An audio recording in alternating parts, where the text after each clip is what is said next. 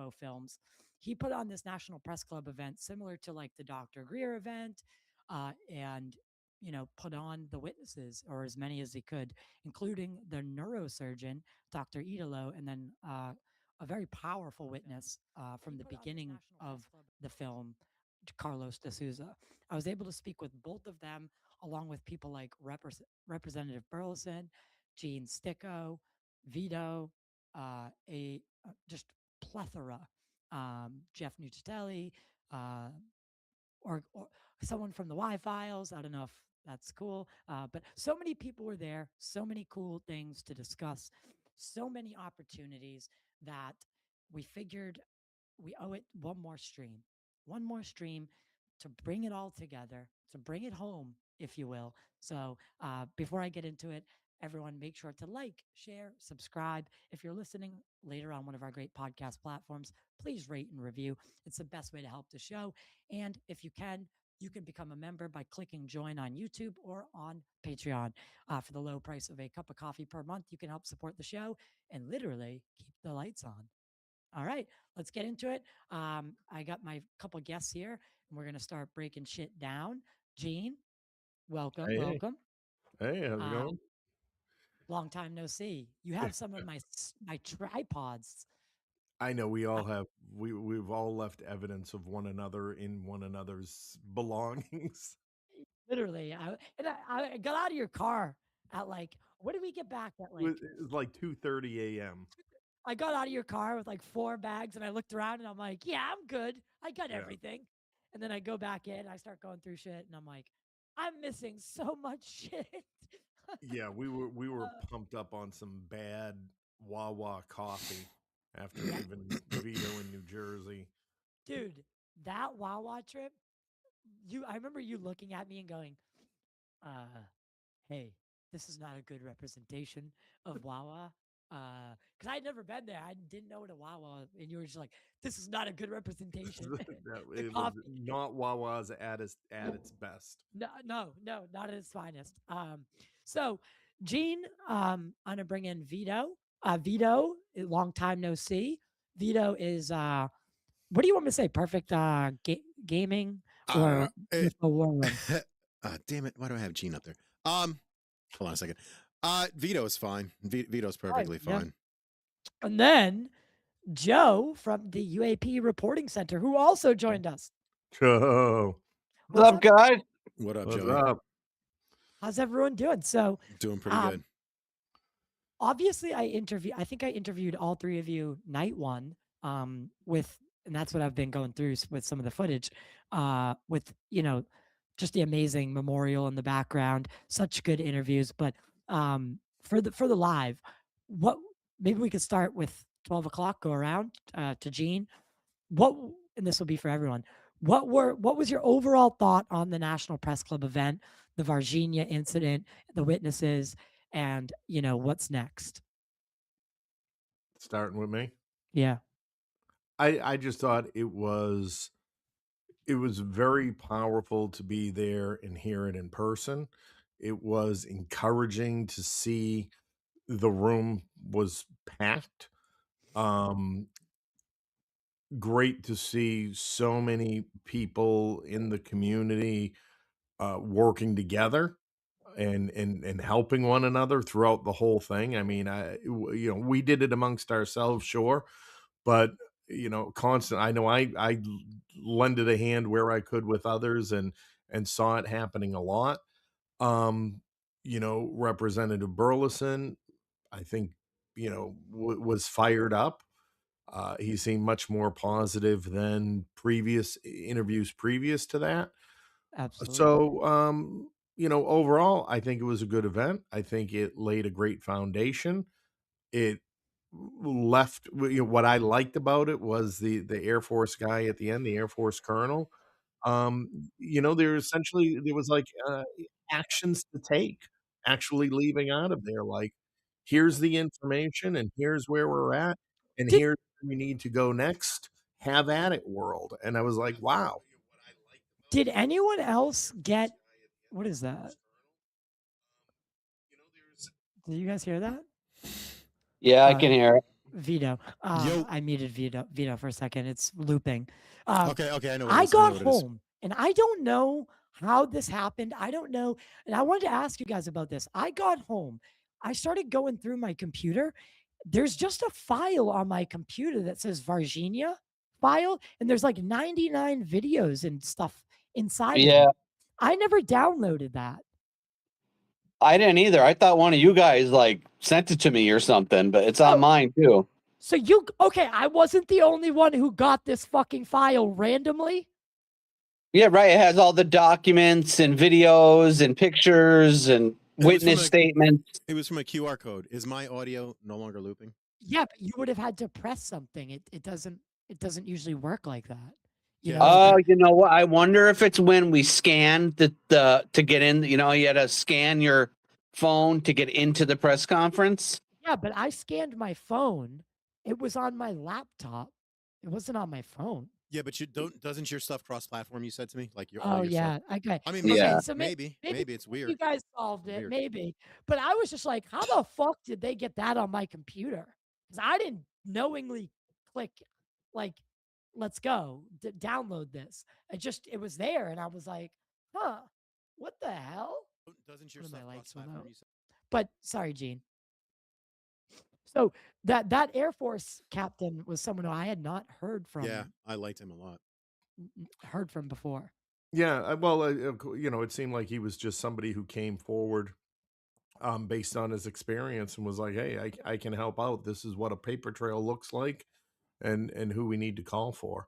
So I thought that was fantastic. And the other gentleman who spoke about the powers that Congress does have to grant immunity for testimony, I think was interesting. And we'll see if anybody takes it to heart or road tests it, I guess. Interesting. All right. On to Joe. What were your just overall thoughts? Yeah, I thought it was a great event. I think that the more events we have like that, the better. I wish there were more of them. And I know it's difficult, but just because I think people physically being somewhere and seeing so many people make the effort to travel to another city to support something that actually, not to a convention or anything like that, but an actual hearing or a press conference, it just goes to show how many people are invested and involved in wanting the truth on this subject. I think it sends a message to Congress and to others. Yeah, But not to interrupt you there. I'm sorry. Yeah. Because you and I have been to the congressional hearings as well. It had a different feel, but similar in a way. It was similar where people were coming from all over and descending upon DC for this specific event. It wasn't just like, people in the area, filling in, right? It was people flew in specifically, like, Gene and I and VITO, we all, like, that was the one sole reason for being in DC. Yeah, you guys hit me up, man. absolutely. And I was talking to James, and he said right up until like not long before the hearing, he was like terrified that it was going to be empty. Yeah. So I don't even think he knew, like, just the groundswell of support disclosure have and how people are invested. Well, let me ask this as a follow-up. Where did you stand on Varginha before, and where are you standing now? Yeah, that's a good question. I always thought it was really, really intriguing and interesting. I could say after the hearing, but let me preface that by saying I didn't have my mind completely made up. I'm not an expert on the subject by any stretch, but I thought it was intriguing. But after seeing the witnesses, it answered any question I had. There is zero doubt in my mind that any of those witnesses were lying. You can't fake the kind of emotion they showed during their testimony. I don't know what just happened. Are you guys still there? I'm here. He put you on the Yeah, there we go. When he changes screens, it like it moves it around. Oh, okay. I'm still there. All right, we're all still here. He gave you your close up, brother. Yeah, I gave you the floor. Nice. Thank you. I Vito. froze under the pressure. Sorry. Sorry. So, Oh my God, what happened? He thought we were screwing with him. We all abandoned the feed. Am Leave him on there for an Am I hour by talking to himself. myself here? We all left one by one. That'd be hilarious. I'm sorry. Yeah. we're just like, This all guy right, won't shut up. you got this, right? Yeah, you got it. See you later. No, but that's actually a good insight, like knowing that you weren't fully sold, but seeing, because there was a couple moments, like especially with Carlos D'Souza. I mean, I'm just gonna go out and say it. Whether he's either an award-winning actor that never pursued acting, Right. or that dude is just raw telling the truth, like rawly telling the truth. I got to speak with him close up after, and I felt the emotion in him, not even knowing his language. It was going through the interpreter and then to me. I could feel it from him, and he had a couple powerful moments at that podium. Yeah, and I'll tell you a couple of things from my perspective. I noticed, sort of watching the micro expressions, the interactions, and things like that added credibility to it. If you notice, there was like there was a translator at the end of the table, and there were obviously prepared statements they were following down. And he was going, off script here and there. But then there was a point where he was really going off the prepared statement, and she had to kind of wrangle him in and be like, hey, let's keep it focused. Again, it just sort of showed he has so much to say and so much to talk about, that, they kind of had to put those guardrails around it. Because I think it's just overwhelming and overflowing with both information and emotion for him. Absolutely. And Dr. Italo was someone that again I got to speak to after, and I think James wanted that. I remember him in the video. I forget which podcast he was doing, where he was like, come ask the difficult questions. Come, meet their family, meet their wife, meet their this. Talk to them directly. And I found that to be I find that to be one of the most powerful tools in this field, especially when we're judging such complex things, because I can look into your eye and like if you're bullshitting me like about like getting probed by an alien, I can usually tell, right? Like Right. there's the liars, and then there's the people you go, you don't really have too much to gain. And I just don't see what you would actually benefit from this. I mean, Carlos disappeared for 20 some odd years. Disappeared. Now, so he goes to the gas station, and we could start early with this. So he sees this craft, and he's a pilot, not a pilot like a commercial pilot, but he flies what are they, fixed wing, Gene, what are they called? Do you remember? Cessna. No. He flies like RC. What are those called? Fixed wing? Fixed wing, yeah. Yeah, just he flies fixed wing. So he's familiar with what something looks like in the air and how it behaves when it's in trouble and when it's not. And he describes seeing, and this is very early in the morning, he's going out to fly that morning. He sees this cylindrical craft. So like a cigar, white metallic, and it's shimmering, it's shivering in the air. So it's like looks like it's in trouble. It's bowing down and up, and like it's trying to maintain its bearing. And then there's this white stuff coming out the back. Smoke is what he assumes. He never says UFOs or aliens, or like he thinks someone's going to need help. So he peels off the highway, gets on the dirt road, comes across this just wreckage, where he comes upon the metal. Now, I'm sure you guys know, what does that metal sound like? Have we ever heard that before? This metal that crumbles in your hand and Yeah, it's yeah. it's Roswell. It's Roswell. Yeah, as soon as I heard that. right. So again, it's these things and cases that are very far apart that maybe we can start to glean. We don't have to know the exact who, what, why, when, and where, but we can draw correlation, or not correlation, but we can draw lines across and say, huh, well, that's weird. Both talking about the same kind of metal, 30, 40, 50, 60 years in time frame. So what is that metal? And why does it keep being seen after crashes, UFO crashes specifically? He also spoke of the smell. So he said that he needed to cover his face, and I always harped on that smell, the smell of ammonia, the smell of sulfur. That's a detail that I found to be very intriguing and something that you can easily follow throughout the witnesses. That essentially, if what we're being told is true, they have no affiliation with each other aside from this case.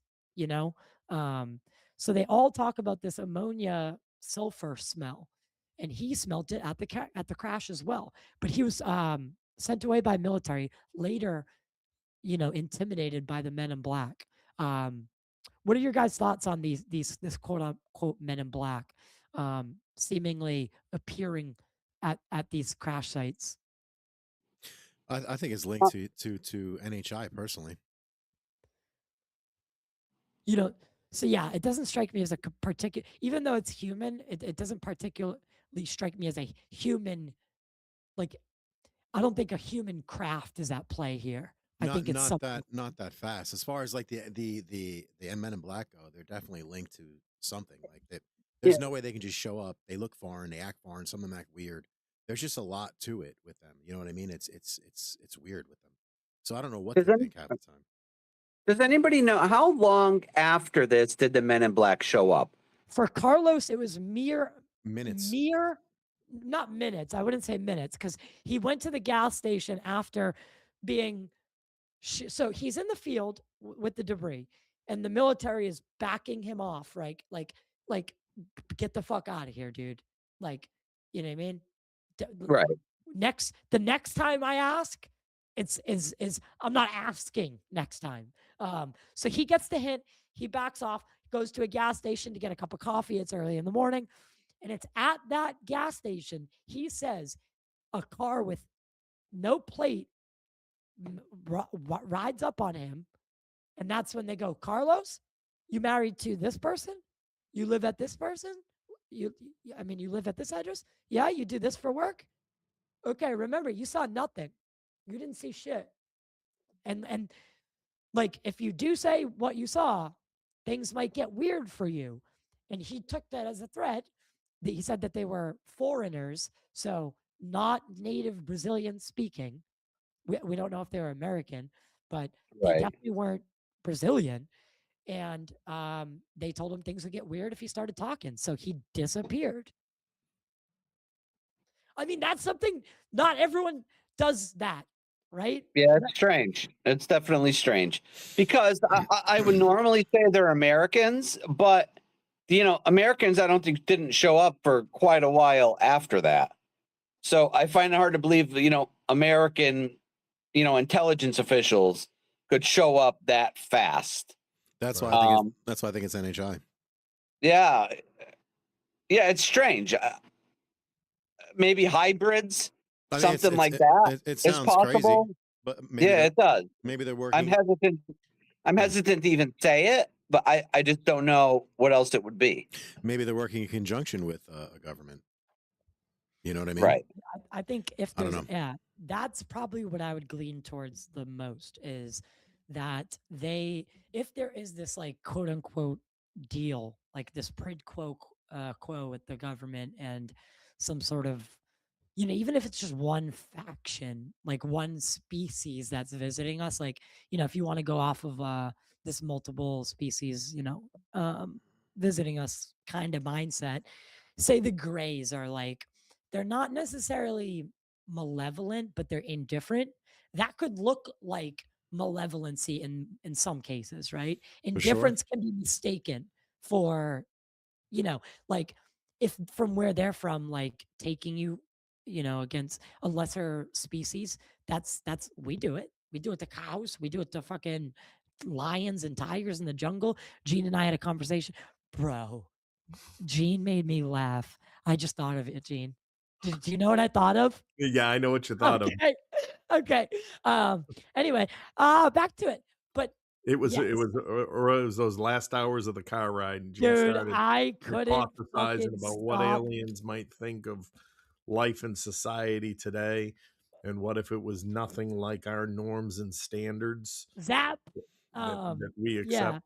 So if it is one of these species that has a contract or whatever with the government, I think this would be the quote unquote agency that Yeah, for sure. keeps, right? The Men in keeps Black. Yeah, on. I mean, it's And that's well, that's what the Men in Black ends up being based on, right? It's probably Right. called something completely different. Of We've course. labeled it the Men in Black, but because a lot of people think, oh, it came from the movie. No.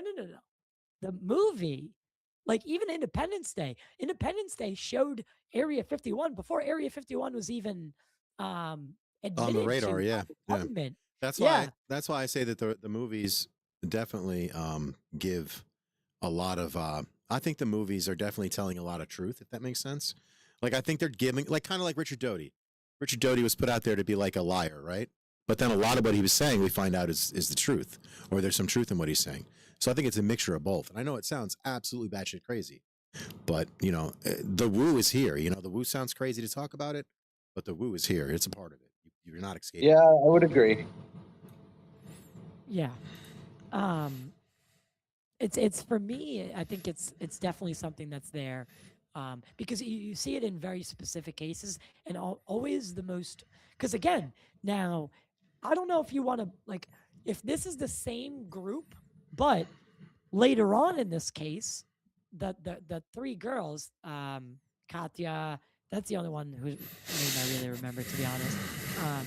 Katya's mother, she said that guys came into the house after they went Sorry. forward. Vito, Sorry you about sound that. like a I'm sorry. robot, dude. Jesus. I burped. Sorry, my bad. I didn't mean to- Oh, I thought you farted. These fucking I thought he was gonna peel off his human suit. these Yeah. Guys, I got to tell you something. gaming streamers, they come and try to do real podcasts, and they utterly have no respect for Gene, audio quality. I forgot where I was. Vito, just go ahead. Sugar, water. Yeah. Sugar, water. Fucking sounded like the literal villain from Men in Black. But yeah. I thought I was playing a part here, Anyway, guys. I was getting into this, getting into it. The mother, she says that after the girls had come forward with their story, she was visited by some non-Brazilian natives. She thought they were American. She couldn't say for sure. But they offered her cash that they quote said could only be spent outside of Brazil, basically inferring you're going to take your kids and you're going to get the fuck out of Dodge. So that's when I start thinking something. That's when I start registering. All right, now we have two people saying they were essentially bribed or intimidated, right? So this case, it starts to look very good in terms from the witness's perspective. So I think there's a couple of things at play here, when it comes to the people who came to do the interviews that we also have to consider. So the Brazilian military, we don't have the exact time frame of how long from when the crash till the soldiers show up and start securing the scene is. So for me, there's a little bit of a question of that time period, and was there a military base close enough to respond, and how quickly would that response be mounted, versus were they potentially already tracking this object? Yeah, And exactly. could have had a mobile team out there. It just, the order of events like that didn't seem to spill out. And then you have what's his name again? Was it Carlos? Carlos de Souza. Yeah, Carlos. at the gas station later, and that's when he first gets his approach. So again, it's before we start, thinking, all right, interplanetary or interdimensional men in black show up and Yeah. start intimidating people. We got to understand, I think, that order, the timelines around that order of events. Yeah. Within 12 hours, some Americans show up. Mm. Yeah, quite possibly, right? Because let's face it, all embassies include CIA people, right? And somebody could very easily throw on their suit, jump in a helicopter. They have those resources, particularly with something like this. And then when that U.S. aircraft arrived to take everything away. So in the same sense, stuff's got to be, collected, packed up, put in boxes. You probably have to build the boxes to put everything in. That's There's a And, and lot, we and we there's a don't lot of know, like detail. Gene mentioned, how long they were tracking this craft. Now, was this craft hovering over Brazil for hours and hours and hours, or days, or who knows, however long? I think the rumor is Maybe that the Americans put resources, where they needed to be in Brazil in case something like this should happen. I think the So, rumor was yeah, it I was think being that's seen. probably much more likely than, like Gene said, interplanetary men in black. Anything's possible, but that makes a lot more sense. That's why I said, how long after? And Gene had another great point. Was there a military base nearby? Does that military base have American assets on it? I mean, who knows? Yeah. well. I So think yeah, To one your all, point, all Joe, those sorry, things Ty. need to be figured out. Yeah, and to your point, right, we don't know, were there reports from other cities and towns in the days prior? This might have been, a week-long thing for all we know, possibly. That's actually a really good point. I Yeah, guess great point. our entrance into this case really starts with Carlos's visual. We don't know, and that would make sense for how quick the military gained on him, because he peels off the highway, he gets to the farm where the debris is, and he's barely able to pick up a few pieces of metal and take in what's happening before the military's coming from the opposite side. So they're clearly already on their way through. Right, and And this is then what I'm saying. We've got to, again, step back from the spectacle, whether it's this or, anything else. We've got to step back from the spectacle, and we got to start thinking about things, step by step. So let's say this thing even crashed in the, in the forest across the street from the military base, if there even were a military base there, right?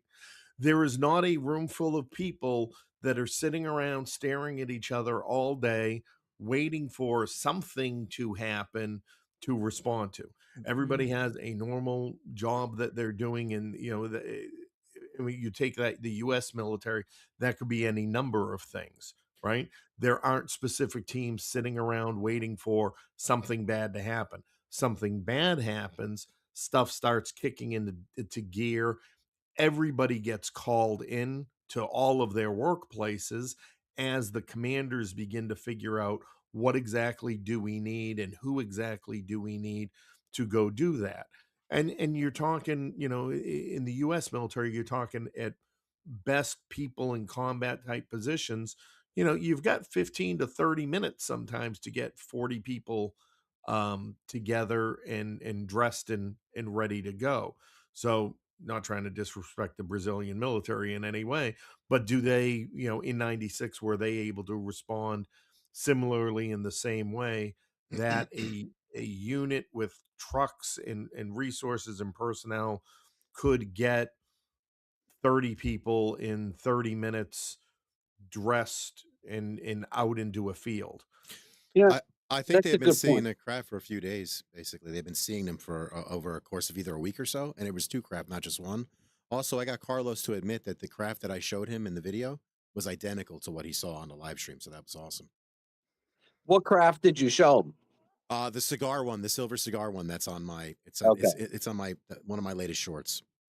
Okay. I'll pull it up on X, but I mean, what if, again, if it did look like this kind of like, if it you know, assuming a drawing inference here, but if these things are the same, could they have been, you know, dropping from 80,000 feet down, you know, over that area, just like, you know, they did with the Nimitz, and For then sure. something happens, right? Or could that be where we derived the tic tac technology somewhere down the line? I don't think that matters as much. Possibilities are limitless Right. on what could have been.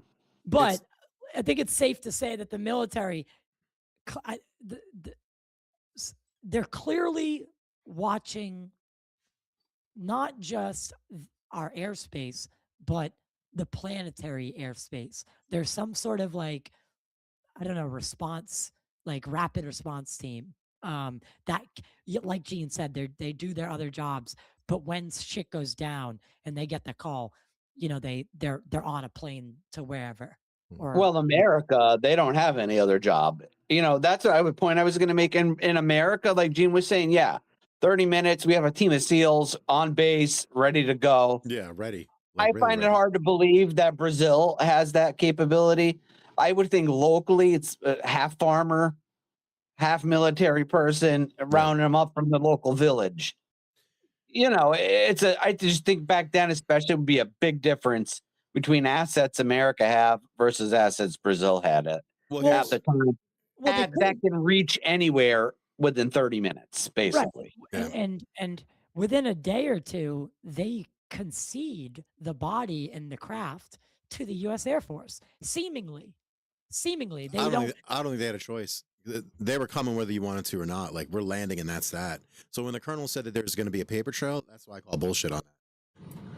If I had a guess, I would say there has been an agreement between American allies for quite a while that if 100%. something crashes, something anomalous, that America's coming to get it. Dibs, yeah, 100. I agree with you absolutely.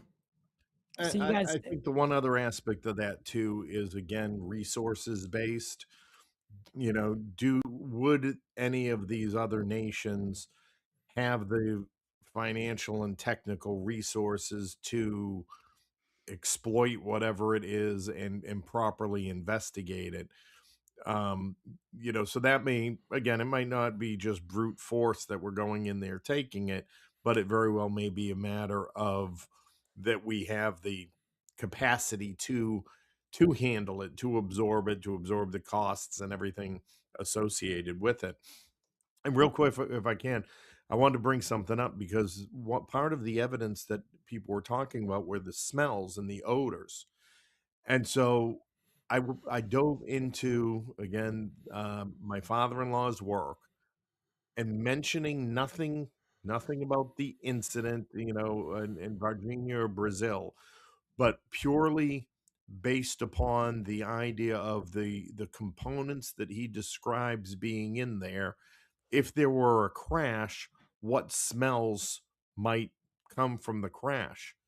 And essentially, it says that the if any of the bearing feedstock escaped in a failure, the smell would be a sharp pool bleach slash chlorine odor.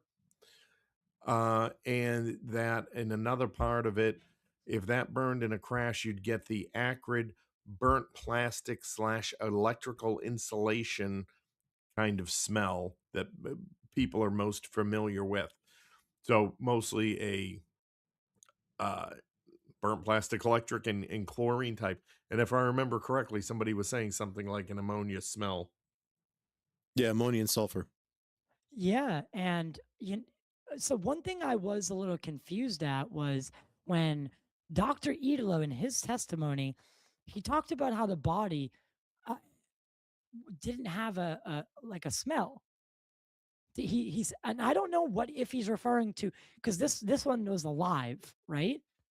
So if it was the stuff that was, because that's where I got a little confused, because I'm trying to follow this sulfur smell, because I think that's a very unique detail.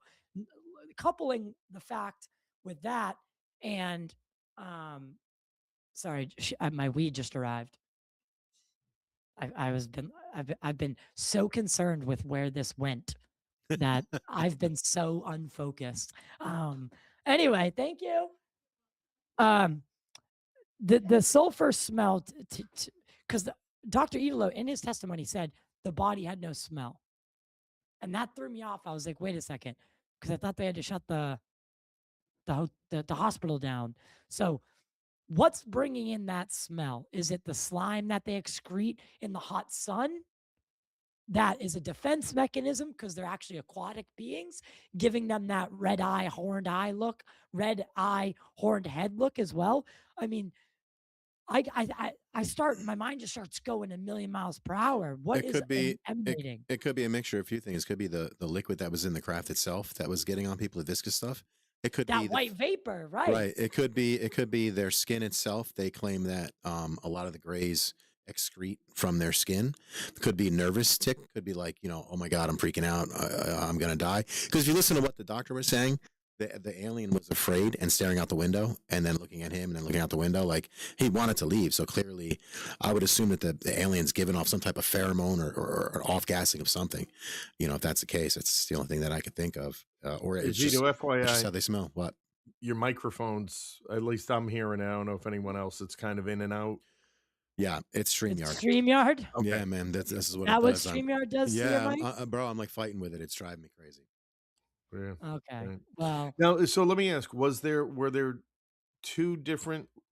Were there reports of smells associated with the crash and smells associated with the creature in the hospital, or yes, just one? because okay, the Carlos smells it upon arrival at the scene, but I think it's safe to say that the craft was nowhere near the hospital, right? I think we could say that And they report the comfortably. same smell at both. And they reported the same smell at Gotcha. both. All right. So I don't know what it is because and that's what's throwing me off. I mean, could it just be this like smell that just encompasses, like I said, that the body's like in peril? Because anytime we hear about the smell, it's in some sort of for the alien or for the being, it's in some sort of like situation you wouldn't want to be in on a planet that you're not from, in the hot sun in January, which is summer for Brazil, right? And you know what? Aren't you reminded Independence Day, the movie, when Will Smith, the alien, crashes and he first sees the alien and he knocks it Welcome to out Earth, and he's bitch. sit- and he's sitting having the cigar. You What's he smell. goes, and what is that smell? Oh my God. Yeah, that's a great point. Holy Well shit. done. I'm Yeah. telling you, Done. these movies have reality. I'm telling you, Yeah. Well, what do they say? Art imitates life, right? it's Holy a slow drip to disclosure is what it is. Holy shit. How has no one brought that up before? How has Well, no one Gene, brought Gene Sticco, ladies and gentlemen. That's why. How has that's no right. one caught that detail before? Got Whistling Mike in the chat. What up, Whistling Mike? Damn, bro. Well, that is very interesting because, like I said, when the girls come upon the creature, when Marco Shirizi comes upon the creature, and I don't even like using that word creature because it invokes this like monster in your mind. So when they come across the being, Marco, I mean, the thing's running across the street. It has no idea what it's like. It's not doing well. And he grabs it and detains the thing. So that's where he gets in trouble, right? He gets a scratch, and then his antibody, like something attacks his whole system. So, but the girls see it, and it's in the corner, kind of hunched over, trying to get out of the sun, and it's slimy. It's got like some slime look. It's got red eyes and horns. They think they see a demon. I mean, sulfur smell, red eyes. I'd think it was a demon too. And the ones that sort of locks eyes with it, and it says either leave me alone or help me. And that's another theme I was going to bring up is this telepathic like communication between. So it's like when you look it directly in the eyes, something, maybe that's where you entangle with it, like where it can entangle itself with your consciousness or so. I don't know that I don't think it, but that's another commonality is most of the witnesses had. I would be so interested if we could hear from Marco Shirizi today, if he had any, while he's holding it, right? He's holding it for the length of a car ride to the hospital. I mean, you have to start pondering, like, did he, because he was also pretty okay with everything in the hospital while he was dying. From what I understand, he knew that something wasn't right. The story, what they were telling, it wasn't right. But he told his sister, and I think you can quote me on this story is going to change the world. What did he know? Or what did he think was going to happen? Well, he was holding an alien in his arms. Yeah. That's So you got to think from that point of view. He's like, holy shit, you know, like, I if the thought we were going to be public finds out about this, it's Right. you know, the world Right, changes.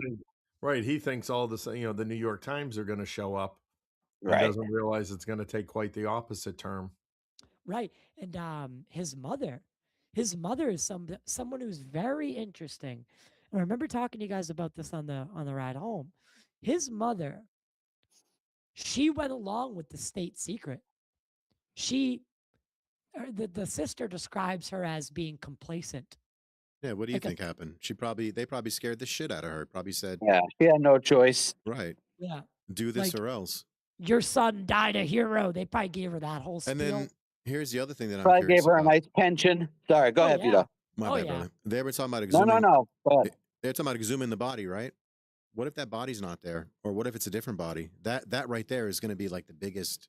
And that was the question I wanted to ask, but everybody. Oh shit! That guy was yelling about freaking politics. That was my question, Joe. When we were saying I want to answer a question, that was what I wanted to ask. Well, what's the status of the body? What if the body's not there? Because that guy was right. That guy was right. If I look at it from a work biological hazard standpoint, you can't go putting a biological hazard like that in the ground. If he did die from that, you just can't do that. Like you'll contaminate everything, especially it being an alien. And if he did hypothetically die from that, and they all do know, you can't just go sticking a body in the ground with God knows what in it. No, they fucking incinerated him. Right. So that was my question. That's a great point. I didn't even think about that, dude. And then we got to test the DNA for the body. What if it's totally not him? You know what I mean? So that's my thoughts, brother. What a wild. I know it's part of the woo, but I put nothing past him. You're talking about people who cut Dylan Borland's brake lines. They threw somebody out of a 14-story window. You gotta think of all the crazy shit that's been done, man. This is nothing. This is nothing. Allegedly. Yeah. We gotta be fair here. Allegedly cut his brake lines. All right, But well, I don't think he'd make it up. the dude who got launched out of the window, I believe that happened. I don't believe he decided I want to fly today because he was looking to get out. You know what I mean? He wasn't like, oh, let's flap my freaking wings. Let's be honest.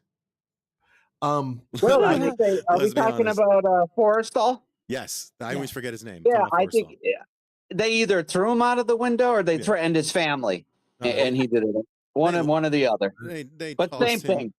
Before we get too far off track, sorry. Each of you had some kind of time one-on-one with the witnesses. So I think it would be good for everybody listening. Like if you can each kind of take a few minutes and go through the one-on-ones that you had, and let's do it uninterrupted. So really, what did you talk about? What were your thoughts? Co-host. How did they, again, what was the read? Because that's, those are the points where you're up close and personal. So, I mean, I think that's worth giving a little bit of attention to, without distraction. Before we do that, I have to jump off of here. I was going to say, why doesn't Joe go first? Go ahead, Joey. Yeah. So I didn't talk to the witnesses afterwards. There's just too many people. I didn't feel like playing with the crowd, but I thought the witnesses were phenomenal. I thought the event was an absolute success. I don't think it does anything but move the conversation forward. Mm-hmm. For disclosure, the more media that the disclosure subject gets, the better. I think it was awesome meeting you guys there. It was, meeting some other people in our community there was great. And I just think the whole thing was a success. Congratulations to James Fox for putting that together. And one thing I do want to say is James Fox is a very intelligent guy and a very impressive guy. And you can tell by talking to him for 1 second that he wholeheartedly believes in this case with every fiber of his being. So either everybody involved in this case is a master con artist and pulled the wool over his eyes, or there is some there. And I don't think there's any question about that. So hopefully we can keep digging and just keep uncovering the truth about what happened in Varginha. But thanks for having me on, and great show. And I'll Joe, leave you just guys plug to it. UAP Reporting Center on X. What else Yeah, you got? UAP Reporting Center on X. Same thing on YouTube. So give me a follow. I'm always posting stuff, and I appreciate it. All right, brother. All right, See you geez. guys. The hosting duties, I love it. I gotta do nothing. Joe, let's Trying to wrangle cats. That's all. let's chat sometime soon. I'd love to collab on something, man. Yeah, anytime. Just let me know. Take care. Later, Joey. All right, and then it was 3. So, Vito, you're up next. All right. Let me wrestle with the microphone. When you got to sit and stand with the witnesses. Yeah. So same as Joe, I really didn't talk. I wanted to just ask a question in the Q&A. The only real one I got to speak to was Carlos with the question of the craft, and that blew my mind because like he took a look at it for a second and was like, that is identical to what I saw, like literally identical. So that was the best part. But yeah, like Joe, I didn't want to bother them. It was too many people in their faces and stuff like that. I showed James Fox the video. His mind was kind of blown at that, and I said, Carlos said this was the vehicle. This is identical to what he saw. So that was about it. I mean, like I said, I was just chilling with like Nucatelli and Gino from the Y-Files and a couple of the other guys, just walking around and live streaming. I didn't do a lot of interviews at the end. I'm trying to find. You seem to have got a moment with Megan. Yes, I got a fun little moment with Megan, where we pranked Bigfoot Disclosure Diaries as well, because he kind of like got us a couple. I love his videos, by the way. I think we need more of that. We need more levity in the community, and enough of the drama and the hatred and the doxing. We need just more togetherness and more like what the four of us did. I didn't know you guys from Adam. We got together in a car. We drove. And we had a great time. Joe joined us because he didn't take the ride with us because he came from PA, and it was a blast. We need more of that. Like anytime there's something like that and I can get the time off, as long as you two boys are down, I'm down. Let's do it. I mean, just get off our asses and get out there. I loved it. Yeah, that was some of the more. I would say that was probably one of, if not the highlights of this year so far. And I know it's only been fucking 1 month out of the year. It's been a long. This month has been a pretty long year. Yeah. Right. Yeah. But that's what this whole thing, the moral, the theme, the things that we kept touching on, is leaving this digital world behind and getting out, touching grass, as kind of cliche as it sounds, like getting out and getting boots on the ground and just, whether I've done that before. I've grown almost addicted to it at this point. Is actually like when an event like this happens, I almost feel a fear of missing out if I'm not there. And that is because of the opportunities, the even just like the feeling of like sitting in the room while it's happening. Even if you weren't a streamer or podcaster, just being there and hearing it for your own ears, not watching it online, like it just brings a heavier toll with it. It impacts you more because you're in the room. You feel the electricity. You feel the vibe. You feel what had to come together. Everything that had to work. Every piece of the puzzle that had to come together to show this final landscape. And I definitely had FOMO of leaving early and Joe staying a night extra. I absolutely had FOMO. I wanted to stay so bad. Right? Yeah, because I was getting tired. Where'd you guys go? I'm like, shit. I stayed a while after Contact in the Desert, and it wasn't like I had a fear of why didn't I leave already. So was that bad? Yeah. I'm definitely need to look into Contact, brother. I gotta find out. Contact is just like multiple days, and by the end of it, people are just like, dude, I'm out of here. Get away. Don't touch me. I could see that. I could totally see that. But I think it'd be blessed. The 3 or 4 of us going to Contact together. And can you send me that video, Like, can you just DM it to me? I'm looking on your page. I can't find it. Yeah, Mm. I got you. I want to bring it I'll up. just say the one other thing about that ride. I'm looking forward to the Ty was taking a lot of videos along that trip, and Yeah, he was we sneaking shit. Vito and I I would want to catch see him that. every now and then. So there's got to be some good outtakes in that. Oh yeah, anytime it was like silence, I'm like, what is he doing back there? I look back there, cameras in my face. right. You know it. But I And did get to but I don't get to experience that often because usually it's me with the camera. So it was great to like not be the director. So I thank you for that. Like, you know what I mean? Like, it was so good to just be the pretty face in front of the camera occasionally. You know what I mean? It really was. there was So thank there you. was Because there was usually I one do what you do. there was one point where I'm on the second floor of the hotel and I'm looking down on you guys and you guys are having some drinks and it's all of you, everyone that Yeah. like Nucitelli, Yeah. That was cool. Gino. I'm looking down on you guys and you guys cheers. And then I saw Gene ended up catching my eye and he looked up and saw me, but no one else did for the whole time. And I got some of the shot where you guys toast. I was like, I could not have scripted that, right? I could not have scripted that myself. I mean, I could have, but it wouldn't have looked the way it just like fucking Right. awesome. It was candid. I love It was that. genuine. It was Candid genuine. moments. Candid moments are everything to me. I can't stand contrived. And also, thank God you are not one of those guys that are like, let's do another take, because I probably would have choked you. I can't Yeah, do the no. fake. I love Like, real. It's got to be real. I get what you get, right? Yeah, You yeah, get yeah. what you get. I But love it. I did get to I have it on video too of my conversations with both the witnesses. Dope. And actually, while I was talking to Carlos de Souza, all of a sudden, I'm asking him very, very pointed, very, very specific questions. And all of a sudden, from above me, I see a boom mic come over me. And I'm like, what the fuck? 'Cause Megan, it's not, no, Megan it's and not, her no, it's the dude. Brazilian. It was the Brazilians. Oh shit, nice. Yeah, they just started because I was asking such good questions and like had such a flow. Yeah, no, 'Cause you were up there, dude. I was like, you know what? There's no and point. Ty's got it. yeah, Ty's I was got up there. it. I was flowing. I had the translator, like me and her. I talked to her for a few minutes before. I'm like, this is what I want to ask. Can we do this? And then just Brazilian camera crew just started surrounding me. But I asked when I was with Carlos, I kept staying. I specifically looking into his eyes. He has these.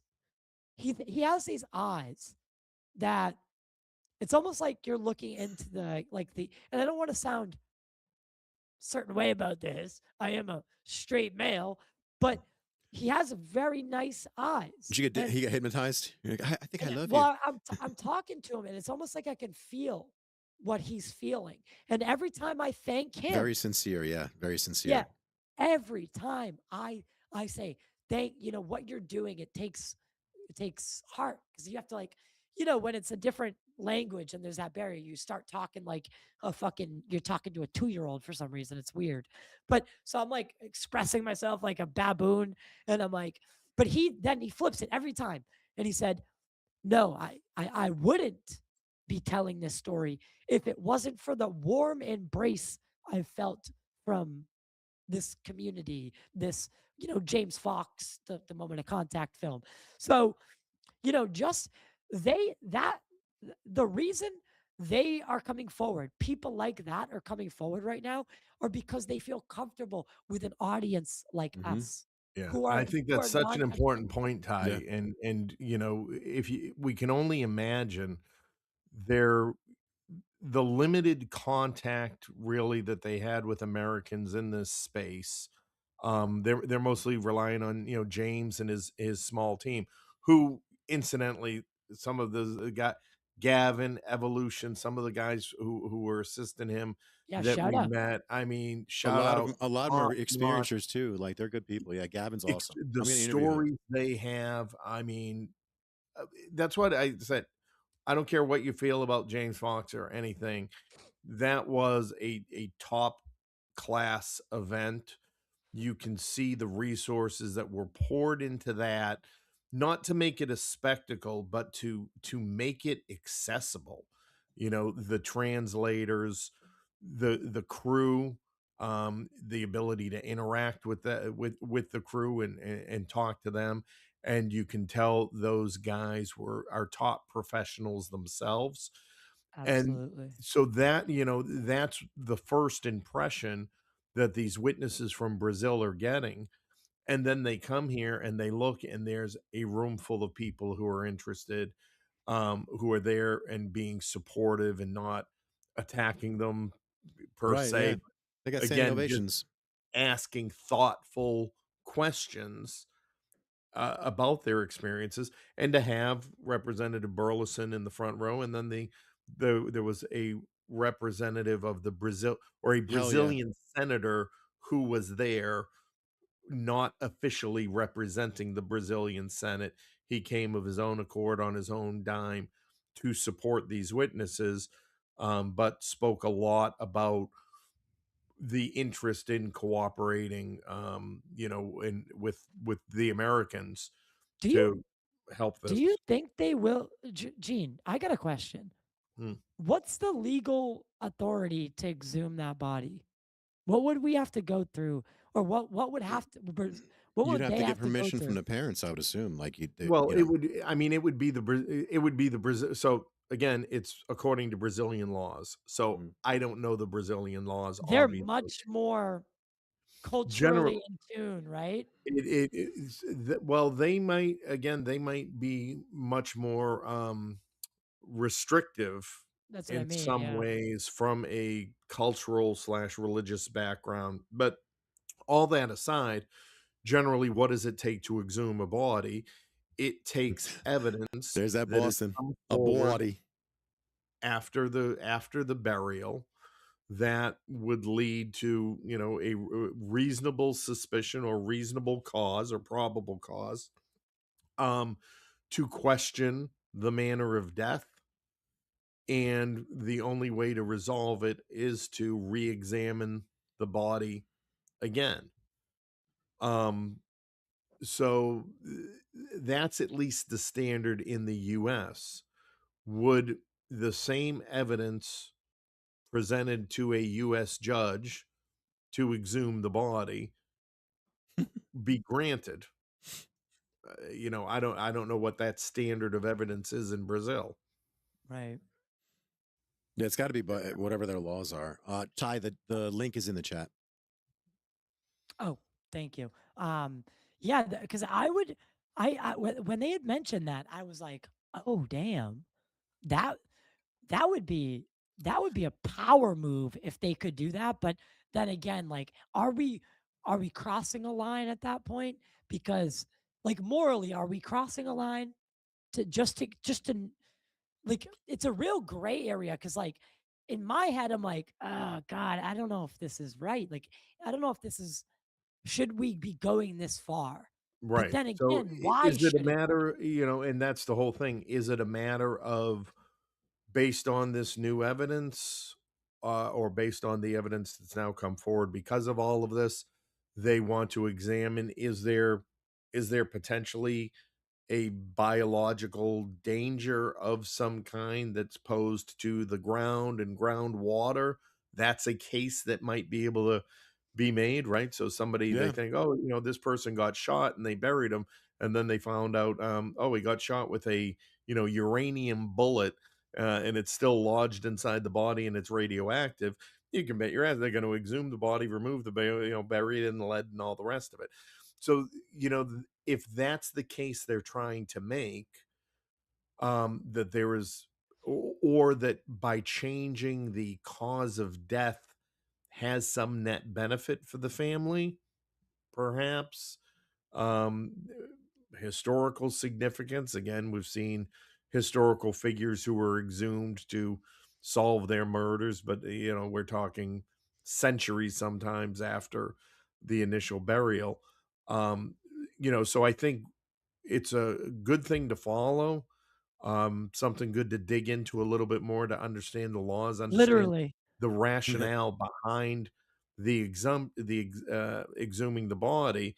And again, for the The public, body. and we're all out there, talking about this stuff, let's get people's heads around the idea, right, they don't just exhume bodies because somebody said, it was Yes, because of yeah. an alien. And, these are long legal and medical professionals have to agree that there is a valid reason to do it. Right. I wonder, do they cremate in Brazil? Like, is it mandatory? That's a good In question. in '96 too. It's a Yeah. different time. Well, they And wouldn't be talking about exhuming anybody if there was mandatory cremation. oh yeah, Yeah. you're right. So Yes, like, I wonder. Someone said, "I wonder what the gravesite would be like." I do too. I wonder if there is a gravesite. Like, is there some sort of memorial to him? Is that where he really is? Because I just Well, again, in like good anybody, Brazil. he's a regular person. His family would have buried him, however the family buries it. And it's, not going to be a giant, UFO with, But was alien it head flowers around it just because he was involved in this incident. right? Well, I guess more of my question is if he died from an alien bacteria, right, or an alien. alien AIDS. eh, Oh God, That's what. you're gonna get me fucking canceled, dude. Not for that. No, I know. But if he died of some sort of like literally like unknown, non-human, biologically something, would they even release the body to the mother? Right? Would they even like? Was that something Can that she you agreed can you to? take the chance of that getting loose? You have to think about that. You can't. Yeah, You don't know if it's an outbreak. if we're basing it on okay, this really happened, right? That's the way he died by what these people said. There was some sort of infection that they threw every antibiotic slash tool they had at it from their bat belt, and Right. nothing even remotely worked. Uh, His body essentially started working against him. right. I assume that's not something you just release. No, and I'm scared of it of them weaponizing whatever that was. God forbid they can weaponize it, and now they turn it on a Yeah, population. It's just i.e. don't trust this shit, man. Don't trust it at But all. that's what you i.e. say, gain of function. and that's what you're saying. We're getting excited about. They very well could have just buried, Somebody five else, boulders, yeah, taking that body. There's no way they put that body in the ground. right? So They have to all these things still have to be, worked through and understood before I think there's ever a shovel going. A shovel in the ground isn't happening anytime soon. He said I could have swore they said it was like nothing they'd ever seen before. Yeah, but even if it was, it's still from the alien, so you don't know what specifically it was. You know what I mean? Yeah. And someone said I'm from Brazil. I'd be Octavia. What is the cultural like worst case scenario if they're like really religious? What would the line in the sand be? Do you think they could actually pull off something like exhuming that body? And if not, why doesn't the Brazilian Congress just subpoena Eric Lopes? He's alive. We know where he is. I mean, again, very much the same. We say that of our own politicians. Yeah, that's what I How was gonna say. long The we've same thing, done Gene. this Yeah, journey comparatively, right? yeah. Why didn't they do this? Why? Yeah. It's because they know they're complicit in it. That's why. Well, I think it's what they show it in Moment of Contact. Is it the governor or mayor? I don't know. I think Varginha is kind of like a little big city, like not like New York, but maybe like uh I'm don't know, curious if it's a hot spot over there Lowell too. or Lawrence. Like, are they Like seen he will often? know. That's what I'm curious Um, about. Hey, good idea. I'm gonna I'm gonna go in the background here, and I'm gonna run the characteristics and see where it sits on the on that chart of optimum conditions for craft oh yeah, operations. yeah. I was also really taken aback by the soldier's story, with the soldier who basically said, "I saw the body, I transported it, but he was completely incognito and voice altered." That's the one that really stuck out to me, was him, because it's like, all right, dude, like you saw some shit. The colonel's story was great to me, but I don't think there's a paper trail. I think if the United States are doing some dark shit like this, they're just showing up and doing what they want. They're not going to leave a paper trail. I mean, I don't know how military works, but I'm assuming Black Ops is just that. You don't need to know. We ain't telling you shit. But beyond the paperwork trail is super, would be super, but I think the bigger takeaway, that the colonel was talking about is there are at least 30 or 40 people who were involved in a sudden trip to Brazil Yeah. in 1996, and they might not know why they were going there, they might not know what was on the plane, they just know they went there and they came back, and calling on, and that those people, he said they're upwards of 70 now. I would say, they're possibly even a little bit younger. There are some 60-year-old retirees, perhaps, or former Air Force members, who would have had a hand in that operation, and calling them forward, not to say, did you see an alien body? Did you see a UFO? Just the fact, did the flight happen? Can you recall how many boxes of materials were brought on? Was there anything strange? Did it strike?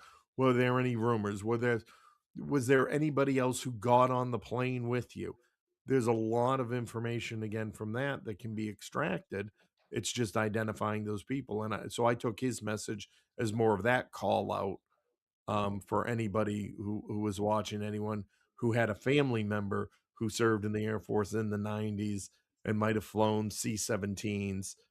Go ask grandpa, go ask Uncle Bob if he knew anything about this. So UFOs around the world just said something about why didn't anybody else get it on the infection? It's because he was the only one that got scratched. That's what happened. I guess whatever that liquid was got into his cut, and that's what caused it. Ty, I sent it to your text message. The video itself. Okay. But I think the infection part was, Because he got a cut under his armpit. Marco. So Eric Lopes was the superior officer, the higher rank, and they were in like the personal car. They got the call to like Eric Lopes specifically. So Marco kind of only dies because he's friends with Eric, friendly enough where Eric got sent on a call, and Eric was like, "Hey, want to come? Want to come with me? I got this bullshit call. Like, be on the lookout for something strange. Want to just drive around with me?" And then they come across the fucking thing. It runs right across the road. Marco, being the passenger, gets out and grapples the thing, has a little tussle, Just grabs it, assuming that's where he got scratched, Just right? raw dogs at bare hands. It's crazy. I'm sorry. Yeah, dude, Just raw dogging an alien. fucking, Nope. he did raw dog an alien. That's Straight crazy. up, like bare to. No way in hell I'm doing that. I don't know what's on that alien, and I ain't getting nowhere near it. But think about that. That's what they sent them out with, this amount of information, right? Hey, be on the lookout for something strange. Like, what does that mean? What does that mean? So Eric says, "Hey, Marco, like I just got this, I just got this bullshit call. We're gonna go blockade Virginia looking for some, what they probably think is like something got out of the zoo, right? Something got out of the zoo, whatever. We're gonna have to go fucking wrangle it up with the fire department. Just another night on the job in Virginia, right? And next thing you know, they come across this thing that's maybe not from this dimension. Right. They're not geared up for that. They're not in bacterial suits. And as the resident career firefighter, it's silly to say, but like legitimately, we get called for some of the craziest shit, and it doesn't put. I wouldn't think twice if we got a call for an alien. You know what I mean? Like just we get called for random shit. It really is. It's Again, crazy. they're not even calling for an alien. They're just saying be on the lookout for something strange. Right. And right? they caught it with a net, which makes me laugh. Like imagine just throwing a freaking net on an alien. It's like, hey. Yeah. And that was the one that happened separate. So yeah. I think the being that Marco Shirizi caught, I think is the same one that the girls saw in the thing. Because when they do the full view of the area, he's in that same area. But the fire department earlier that morning had caught the one that ends up, you know, in the box. in the box. Yeah, yeah. So I don't know what happens, but that one doesn't make it out alive. It doesn't sound like. And then the one Marco, that's something again that I wanted to try to clear up, but I didn't really. I don't think it got cleared up because I want to know. Was there two? Was it three? What do they think? Like, did one of them get away? Because again, there was this. Again, there's other witnesses said that a craft was above Varginha a couple days later doing a grid search. Did one of them get out? Like, Right. you So know, let me ask, what are the ins and outs? they were talking about going, the team was headed back to Brazil. Did either of you glean any insights into, I did not. what They was they happening they when they got go back? they got mobbed, so like you couldn't Yeah. really, you know what I mean? Ty Well, killed I it. got No, to both of them. you did, yeah. I just I don't like. Oh, I hate crowds. I don't feel like dealing So with that shit. so the that's what question I was, was saying. yeah, Go their ahead. insights into, so they were talking about they're going back, the James and the entire team. Um, any ideas what their sort of the next phase of this is going to look like? Did you glean that Well, from any of the discussions? it's the 30th anniversary because remember 96, we're on Mhm. 2006 now. Yeah. I mean 2006, Jesus. That's as long as I've been with 2000 my wife, since 96. Yeah, it's crazy. 30 years. 2026. Yeah, so the 30-year anniversary. So actually on the 30th, they're doing something. They're doing a big press conference. And then Brazilian media. So the Brazilian TV they're doing this like 3 or 4 part series on Varginha. So I think that along with Moment of Contact, along with just this case kind of being kicked back up and fresh in people's minds with everything that's going on, the town clearly embraces it, right? We see that the mayor of the town is like, I think it happened, like talking to James, showing him around, yada yada. So I think we are in a place that we may see someone like Eric Lopes flip in the next couple years. I think I think I think what James is chasing right now is obviously the video. The video would be that's the creme de la creme. Yeah, that's right. that's the key to everything. That video What do Yeah, exists, you right? why guys don't you think? go into some detail on that too? Because I think we sort of skirted over this video and the role of the video and what it supposedly shows and everything So too. yeah, that's what Because confused there me there were a little bit. videos circulating, right? I've seen a couple of them on X Yeah, the so far. box, the guy, the Videos alien in a box. circulating, supposedly.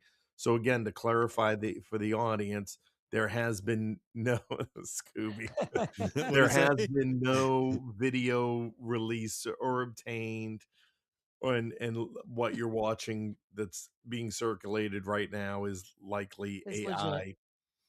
Yes. But So yeah, if you want, dive into what that video, the details of that'd be good so we sort of know what to be expect. I'll be right. I gotta pee. multiple people. All right, I'm gonna drop you down then. Multiple people, including Military X, who was going to come forward. So that dude, Military X, is at a point right now where he was willing to come public in the United States, in DC. His visa got denied. Why? That's another question. But Military X, when he saw the being, there was another member of the army that was there that had this camera strapped, like just a camera around his neck, like one of those like video cameras, Yeah. that you can hold. So it was around the service personnel's neck. He wasn't filming anything at the moment, but he had known that it. I mean, you didn't just bring it for no reason, right? Right. This had clearly filmed something. It had filmed the body was right there. He never saw the what got filmed, but he knows the existence because he saw the camera there in the same room with the being. Someone was clearly there to document it on film. Now, where that film went, I don't know. But several of the doctors also have either seen or have a video that was shot separately. So Right. this is something that was shot entirely. I think these are two different videos. So the doctors got their hands on something that they had them filmed themselves of the being, and then but the military also has something. So they're really pressing the angle for the doctors, and they think that's their best shot at obtaining whatever video evidence they can. I don't think the Brazilian government or whoever ended up with that military X spoken about footage, Right. that's locked away in some government, deep state facility, I would assume. But the doctor's video has been rumored to exist. James confirmed it existed. And then he has slowly started to make relationships because he says he has a mole at the hospital who pointed them in the direction of Dr. Italo and all these guys. So you that's his source, that's because a lot of people were questioning, oh, Italo was the same guy that James got on video saying nothing happened. And James was like, yeah, he was lying. He was Right. People lie until they're ready not to, right? And a heart attack and cancer made Italo say, I'm not going to the grave with this. The other guy that did see the video and knows everything I know, he's already dead. So if I die, this story dies with me. I'm back, Yeah. Ty. So that's And- why he came out. Right, and that's yeah, because so my understanding, correct me if I got it wrong, is that they had been approaching Dr. Italo through the years, Yes. and he denied. Yep. As you said, got ill, was in the hospital with a heart attack. And then the next time he knew James was in town, he sought James out, Yes. Yeah, right? Is that correct? that is correct. Because he felt this, he needed to get the burden off his chest, so to speak. Unburdened, because he just didn't want to imagine. And then, so really the question becomes, where's that fucking video? Right? And how critical is it? Does it become the only next step that could move this case forward? I argue no, but some might argue that that's the only thing that will seal the deal. Wow. Wh- And do you Android guys think? Android said in my chat that the CIA director of 1996 is still alive, John N. Douche, 87 years old, and it was the CIA who denied James Fox the FOIA request. So I think he's the one to start with, personally. Yeah. Interesting. It's 87. Deutsch, That's a good Deutsch, age. not douche. Yeah, Douche. Yeah, like, so, I mean, for you guys, like, is the video the only thing that you would accept as evidence to this case? Video footage of the craft, footage of something. I mean, I believe it happens. I 100% believe it happens. Yeah. I don't doubt for a second that it happened.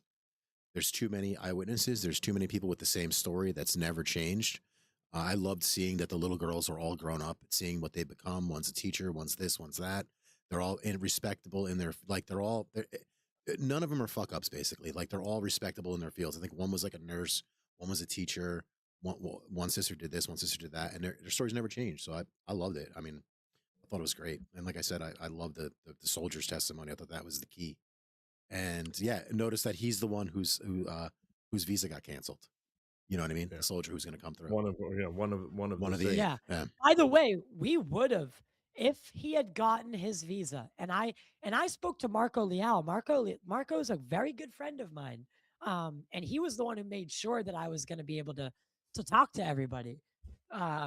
Marco, his visa got denied. He was the boots on the ground for this whole thing. And his visa got denied. What's going on? Short of even if the video was brought out, people would deny it. Short of an alien being dragged out, in a net, no one's Right. going to believe it. They're just not. But we They're we would just have not. been we would have seen and been this if you think that press conference was something, if Military X had stepped up onto that podium for the first time, showing his face, his rank, everything, and gave his testimony about Mm-hmm.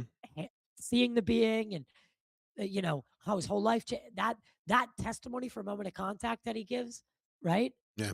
At the end when he Mhm. if we were if he was able to do that, I think that would have sent this over. And I think they stopped it from happening. So, I think and they but let here's the just enough. problem, Ty, right? We don't need convincing, right? We don't does it push it over? Does the video it's yeah, that would be exciting. Wow, I'd love to see it, but you don't need to convince me. I think as Vito was saying, It's the it normies. You got to convince the fits normies. right. It fits the patterns. I think the people are credible. You know, the details somewhat matter less in the grand scale of what it is that we're trying to achieve. And what we're trying to achieve collectively is disclosure, transparency from the government that begins to allow the normalization Mm-hmm. within society of the idea that there are things in the sky we can't explain, and whatever else it is that comes from it, whether it's immediate or in the preceding generations or the generations going forward, I guess, who will learn and experience more than any of us do. And so, what does a video coming forward do? It's again going to be, does it grab the attention of the mainstream media, of the science community? As there, are there materials and slides and things like that that people are going to be able to examine that get us towards that? So I don't think that any one thing that is going to happen is going to necessarily blow the lid off of it. And all of a sudden we're walking down the street to McDonald's and there's UFOs going by like it's a normal Right. Monday morning. There's going to be no alien UFO highway above Route 2. Yeah. Right. So, and so that's why I think we've got to be responsible and try and manage expectations to a degree. With whatever it is that comes out, it is another piece of the puzzle. It hopefully adds, it hopefully garners more attention from people that Well, normally don't pay attention to this. That's why well, I'm And that's grateful for News Nation and yeah, what well, and it Ross that's advances and why the those rest I of them. think, conversations. but that's why I think this press conference, if it had been everything that that James said it to be, right? With Military X coming forward for the first time, unveiling who he is in DC at that event, I think maybe that would have got on like Fox's radar, right? That maybe that would have elevated it that much more, like an actual, like even though the neurosurgeon is a very very vital, like his testimony, you could argue is Yeah, more, I felt it. right? Like I felt But it when he was like, I didn't want to die with this shit on my conscience. But if someone from I the felt that military shit. I felt it. came up there for the first time, showed themselves, you know, Brazilian Congress members there, and then all the people that were there, supposed to be there, because there was like 4 other people too, I think. Six. Marco, Military X. There's Yeah, so there were so 6 of them I all just together. I think it would have elevated it to another level. But So if we this might not be the only time. yeah, and if we look at it from the perspective of not just this community and not just whatever information, because there was a lot of talk around, oh, I wonder how many, counter intel Wow. operatives there People are are in the room here. and What up, and all the Gino? rest. What's that? Gino's in my chat. I'm sorry. Hey, Oh, Gino. yeah. So if and that there's Thanks, Gino. counterintelligence operatives in the audience and things like that, and I kept saying good, because if they are there to collect information and they're there to collect that information on who is in the room, right? look at who is in that room, who was in that room, right? There were media professionals, a lot of PhDs, researchers, military, ex-military people, government officials, government representatives. So it's not your East Bumfuck, Yeah, alien convention. West Bubblefuck. Right. It's not, it's it not wasn't. that. And it Yeah, you had shows guys like Jeff there. You had guys like Gino Yeah, there. Gino. Yeah, and it real shows you reliable. can Yeah, yeah, it Big shows players. Whitley and it shows Strieber, that room yeah, got yeah. Whitley full. was there. Yeah, that room Yeah. got packed, dude. Oh, Leslie Keane. Whitney Stryber. Yeah, Yeah. Leslie Keane. Leslie Keane. Yeah. She, for all its errors, the 2017 New York Times article, that really it was the catalyst that brought along the wave of change that we're currently seeing in the topic of ufology. Right. So if there's an intel operative in that room collecting that information, who's there and what conversations are happening and what does this mean towards disclosure? And they start, listen, this is very professionalized. These are serious people with legitimate backgrounds and highly credentialed and highly smart. And there's X% of that audience were streamers and independent journalists, and Martin Willis, our friend Martin Willis, Ty from podcast UFO, who's been doing this 30 years himself. Every fucking place I go, I look over everywhere. He was right there. Like, Jesus. He was with Science Bob. I had the chance to, Bob was cool. I like Bob. Bob's cool. By the way, Bob, you owe me a fucking hour, you bastard. You owe me an hour. But go ahead. Somebody tag Science Bob. He's been called out. Yeah. Yeah. So I think from they looking in at that event, if they're trying to gauge the movement and the momentum, and they try to measure, can the 400 seat auditorium at the National Press Center get filled? That question was answered resoundingly, yes. And it definitely got filled. And that people are coming in from all over the country, and even to Megan's credit, and not to badmouth News Nation, Megan flew in there on her own dime. Yeah, that's to what make sure. I was going to touch on that. Yeah. I'm grateful for Megan and Ross. Yeah. And the fact that they're going on their own money. Like she didn't get paid to go there to do that. It came out of her pocket. She bought a brand new iPhone, that little adorable pink holder she had with it. Like, dude, it's messed up, man. For somebody like that's moving the needle. Her and Ross are moving the needle on this stuff, getting it out to normal people. It's making it to where, like, my friends who normally mock and make fun of me for this shit are asking me questions about it. So, like, it's doing what it's supposed to do. And you guys know, I had well, before we knew Megan was going to be there, I was in communication with Ross, and I said to him, we are going there and are going to have video. I don't know if you have anything going on or whatever, but would be happy to share, what these guys are all, will, throw you whatever they have if you'd like it. And then he, said, oh, well, yeah, Megan's going to go now. So yeah, she, just be ready to do the work and support whoever. Right. Yeah. There are 65 watching us on X right now, guys. If you have any questions, either hop into mine or Ty's streams on YouTube. If you have questions, there's 65 watching us on X, which is great. So, I can see 136 in mine there. Oh shit! Nice. Yeah. 136 in mine, 111 in Ty's, 65 in yours. Who gives a fuck? Dope. Yeah, but just to say, get over to YouTube if you want to ask questions. Yeah, if you want to ask questions, that's not. I'm not bragging. I don't do this for them. I do it for me. No, I'm just kidding. I love everybody who supports. Yeah, and a shout out. Hold on, real quick. Well, a shout out to Hannibal, the Hannibal UFO channel. He's allowing us to stream over his channel too. Dope. We help each other. So again, another guy, former pro wrestler or pro wrestler's got.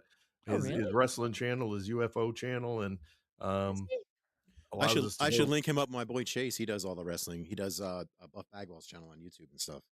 and Oh, all right. and Maven. He works with Maven. Hannibal's awesome. He's he gets all the 80s guys that I just, I grew all my Oh, yeah. childhood heroes he's Yeah, always yeah, of talking course. to. But I forget where I was going. You beat me there. My bad. No, it's okay. Talk about the sharing of the information, sharing of the Yeah. getting out there, sharing the stuff. That was kind of what that's the underlying tone. Again, it's one thing to watch, and like there's nothing wrong with like if you live in the middle of the country or live in a different country, and the online part of the community is really, that's really all you engage with. That's not a problem if you know your place, like if you know what you're delivering, what you're giving back. And if you found your purpose, I think that's like, to each their own, to all the better. But um getting out there and being part of the change that you want to see in the community it's got to be more of a priority for people across the board. It's not just one side, it's not just the other.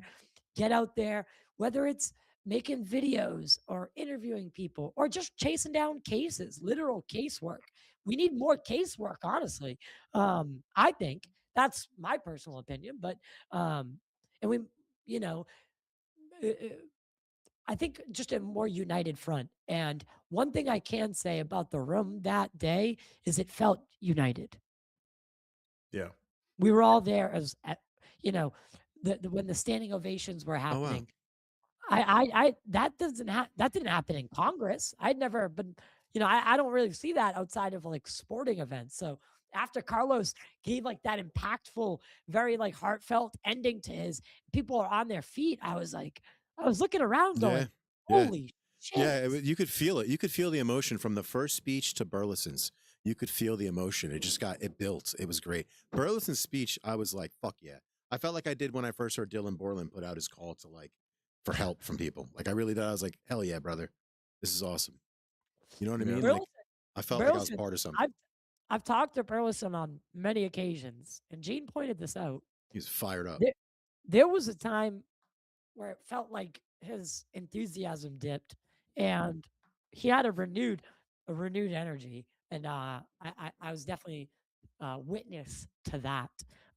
People like Steve Bassett, for everything that everyone says about the guy, he's consistent. He's there, and he's another one of these people that works very hard behind the scenes, and he's just he's a great.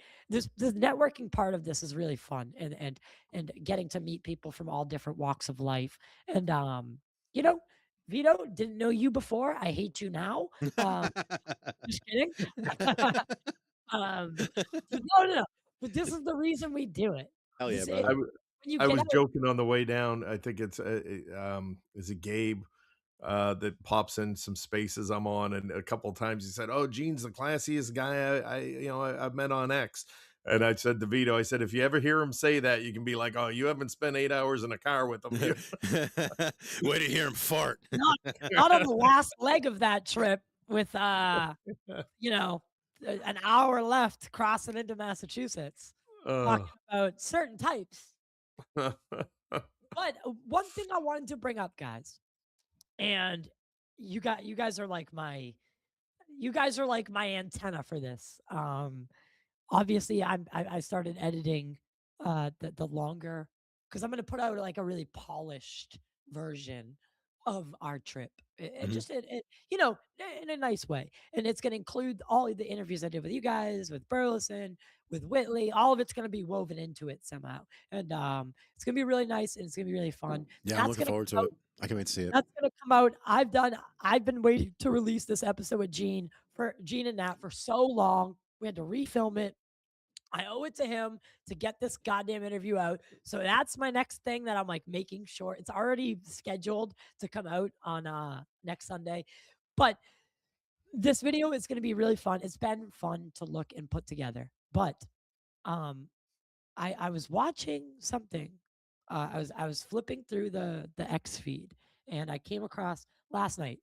I came across Disclosure Tonight, and they were talking about what's going on there. The host stepped down. Like, I just want to know. I try to pay So attention to everything. I don't know. so, well, I'll go first, and actually, and then I wanted to go have a smoke anyway. So on Disclosure tonight, obviously, people that follow know Thomas Fessler and Mike Disclosure host it. They know they have a ongoing conflict with others in the community as That's well that an goes back and forth. understatement. Understatement. Understatement, Yeah. right? Last night, so there was some actions that I think Vito would want to get into that occurred recently, and as a result of those, Thomas announced that Mike was on a hiatus from the show, and Oh, okay. hopefully, so listen, I had jumped on last night, and kind of helped out co-hosting. My hope in my heart, everybody, again, temperature gets lowered, and people dive into what it is that we're all here for. That will be my ideology, and just wanting to see everybody get along, go. But I know reality is much different from that as well. So Vito, I mean, you were a little bit closer to that incident, so I don't want to. I mean, I didn't want to be. I just wanted to show up on the show, support you, my new friend, talk about our trip, talk about what we had plans, like what we were gonna get going and stuff. I did not at all expect to be lambasted like that. Like, it literally felt like, it almost felt like I was ambushed, to be honest with you. And like, obviously it's not anyone's fault. I I saw went on that. there. I went on there thinking that I could just talk about our trip, talk about my channel, promote what we got going on, promote what I got coming up, etc. And unfortunately, they happened to dox Red Panda with my stupid face, my big dumb goofy looking face under there. And it's my own fault for not paying attention. I had been partying a little bit. I just got promoted on Monday, so it's Friday. I was having Fair enough. a nice, you know what I mean? A nice relaxing And Friday. anyone out there who doesn't understand how that show is set up, I've done it. You are in like a Google Meet. Yeah. You don't, unless you're monitoring the YouTube, like if Which- you're watching the YouTube, Which you're usually not I do. what is on the screen. Right. And I was Like, more it's just distracted at Google Meet. I was distracted at the way they had it set up. Like, anybody who knows me, knows my channels, knows I like interactivity. And I love how that Google Meet is set up. I love how it's set up with Google Meet. I'm going to be doing something very similar, if not almost identical to what they're doing. So that way people can come, because my whole thing is about having anybody on to give their story, blah, blah, blah. And then to have it feel like it's a family and a community. So that would add to it. So I was mesmerized by the back chat and all the cool stuff that was going on. And then the first 25 to 30 minutes of being on there, not being on there, but being in the back chat, I spent changing my name because I didn't want my government name, first and last name, to be up on this channel. That's, that is got a freaking You realized you reputation. made a mistake. Yeah. You were like, oh, Yeah. And I wasn't, listen, I'm not here to I'm not here to fight anyone's battles. Had I seen what was posted on the screen, I 100% would have said, yo, what the fuck's going on, guys? Like, that's not even remotely cool. And I would have called them out on it. Unfortunately, I was completely distracted by everything else. Had no idea why the show ended early. Had no idea what the doxing was. Like, I just did not know. You know what I'm saying? And I'm not there to fight. And I'm not shitting on Red or Chupa. Like, these dudes are going through it, man. And they don't deserve to be going through. No one deserves to be going through that shit. To be worried about your families, your sisters, your mothers, your brothers, worried about some random ass weirdo showing up and Charlie kirking you. That's why I've not gotten into the politics side of this stuff, because I know how I am. It's scary, dude. After watching somebody get murdered on TV in front of their kids, I ain't down with that, brother. I want to walk my 3 girls down the aisle. I want to see my, hold my son's kids. Hopefully, see my son become a fireman like me, follow my footsteps. And again, but again, I'm not here for people fucking around. Like, I don't do the doxing shit. So no one should. Again, I don't stand for that. Again, it's this disassociation. It's this weird dichotomy between like the X communities or like the online world. It's wild, bro. It's straight when up. That gets taken into the real world, like even when you guys were, you guys were literally in the National Press Club, and I got caught in an anti-protest. Yeah, how the hell Like, did you? I'm surprised you didn't get carried away, dog. I don't know what you were doing out there. all of a sudden, I'm in the middle of a protest, Here, and grab I'm him. just like, "Oh shit!" Like, Thank you, I Pug. this is real. Like, this is real. And I was like, I should probably leave. I should probably get out of here. Oh hell yeah, dude! Because But it could turn bad, and oh, he said this, and next thing you know, you're getting dragged down the people street. in a moment's notice, Right. and again, I did see the reason I did bring it up is because I wanted you to be able to get that off your chest. I know that wasn't fair to you because I I saw don't. that picture and I was like, Yo, wait, that's weird. I It was didn't. Yeah, I didn't even see and it again, I'm not until way taking later. sides. Hours later, I I- didn't even see it. Like when I It, posted that video of me saying, "Yo, this isn't what I'm down for." That's when I realized what the picture was. Because Patrick from VITO called me out in his Discord. Was like, "Yo, how? I've known you for a year. How are you down with this?" And then I didn't understand what he was talking about at first. I'm like, I just went on the show. What was the problem? And he's like, oh, they doxed Red Panda. And I'm like, I don't know what you're talking about. And then he showed the screenshot. But again, I'm still 8 drinks in. Still, it's midnight. I'm goofy. So I didn't realize it until I saw the actual screenshots. It was like, holy crap. Like, that is insane. And then that's when I was like, yo, this is not good. That is not okay. If I had seen that and realized what they did, I would have said something. Number two, I don't believe for a second that Michael Disclosure is separated from that show. They can do what they want. I call bullshit. You don't wait a week, release nothing, and then all of a sudden, oh, he's no longer on the show. I bet you give it 3 months, you'll see his goofy ass back on there. And again, none of my business. I don't care. I just don't get down with the fuckery. I really don't. I'm here for Fair. disclosure and UFOs. That is it. My man, did you see? And thank you guys for clearing that up. I just wasn't. I was like, I know there was like some confusion there, so I just want to make sure that that was kind of all taken care of. And but did you see? Um, did you see that the directed energy that the government essentially the military a couple things before we wrap up that they essentially confirmed that directed energy weapons exist. Mm-hmm. Yeah. I mean, It's fucking dude, crazy. hold on. What's there to confirm? You're watching them zap those boats. What do you think is zapping those boats? The fishing Dude, boats. It isn't farting. Like it's not there's wind. there's an Those aren't argument those to aren't be made. missiles. That's a laser, Like, and dude. the reason I bring this up in this context is if the military say, you know how we talked about the military tracking the craft in Varginha? Right. What if they brought it down? In What if '96, they it's shot it possible. down? It's possible. They Well, knew about it. They knew about it. and if we're using directed energy weapons and we just shoot these things out of the sky and respond and we call them gifts, right? Right. Like Right. Diana Pasolka, in her book, the guy Tip Taylor had referred to some of these crashes as gifts. So are we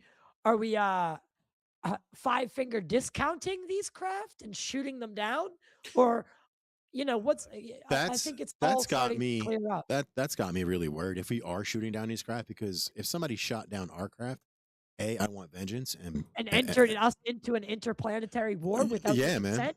So there's Yeah. got to be that's what scares me is if they are fucking around and knocking these things out of the sky. If You know. we are engaging them kinetically, it shows way more about the restraint of them than it does about the nature of human beings. Well, yeah, I mean, we don't know if they're getting even. They could be nuking the shit out of things. We just don't know about it. Well, they could just be abducting and Yeah, being like, you that's dumbasses. that's what my fear has been, is that all of these missing people is from abductions. There's just too many people that go missing randomly, So you and it think just like no trace. the missing 411 stuff? What do Have you you mean seen that? missing? What The is it? missing 411? No, what's that? Look into David Politis, Okay. missing 411. He talks about the people that go missing in like state parks and shit. Yeah, just gone. Just gone. Yeah. Yeah. He thinks it's connected to all this stuff. I kind of do too, and I'm worried by that. Like, I don't want to be the doomer, but there's a reason that they're here, and we're called containers. Bless you. Thank You know what I mean? That's an interesting point too. You raised the container thing. What, like, again, Gene and I were spitballing so much shit, but like we talked about, like, again, what if these, what would happen, if we found out that we were kinetically engaging them, and our government has just been willy-nilly shooting these fucking things down, potentially entering us into not just World War III, but world wars, like War worlds, of worlds. Yeah, war yeah. of worlds. War of That's what I worlds. meant. Galaxy You know, Wars. Fuck world. and that was something I stepped out to have a smoke break, and I was listening That's why I in. love having my own studio, baby. Yeah, when you were talking about the direct energy weapons and the possibility of that being used in Varginha, in the research that I've done, that was one of the things I found interesting, was that I ran this whole assessment on whether there were technologies developed by the government that could specifically take down the craft as it is detailed in my father-in-law's body of work, reverse engineering a UFO. And the what I determined was, yes, high power microwave weapons, HARP and ionosphere heaters, and Harp, yeah. electromagnetic EMP weapons. Those were the things that came up. So looking at, again, a body of work from the 1980s, government programs, if they've how did they develop weapons that could specifically take down this type of craft? And then we look at a case like Varginha, where you see an apparent unknown cause of what was Because causing this craft to begin to smoke, and it's think like, that and it had a sounds piece, like weapons, a laser type weapon of some kind. Yeah, and again, what caused it to rip in half? Like, what caused that? well, that right, and that because there were the two farmers in the original cut of Moment of Contact. They might even be in the new one. I forget, but the farmers that also saw it, like it was in trouble and it was missing a piece. It looked like a school bus, and it was like missing a piece out of the back, and it was smoking. So what causes that, right? Direct. I think. Are we potentially? Do we have some sort of global? Whether it's global, I don't know, but some sort of maybe it's even like um hemisphere based, like over North America, right? Where the United States and the ally or the NATO or anyone, you know what I mean? That sector, we're just like, hey, if anything, comes into this space, like it's bing, directed energy weapon, try to retrieve it. We have these rapid response teams to go get it. But maybe they've figured out like what craft can we shoot at? What ones will defend themselves? Like in Russia, we know that there was that one that did defend itself. So if they are kinetically engaging, that's a whole nother level to the story. Because Mhm. we're seeing it when, again, we start our perception of this case starts when Carlos sees it in trouble. I want to Yeah. know, how did it get in that trouble? Clearly, How? clearly something. Because if there was no storms, no electromagnetic anything, no Nothing. nuclear weapons, no EMPs, something fucked that thing up. And what was it? That's a valid question. Now, do you Yeah. think we had that ability to knock And why these were they things? and why were they so comfortable after being retrieved? Why did they show that humbleness? That's a They good know, question.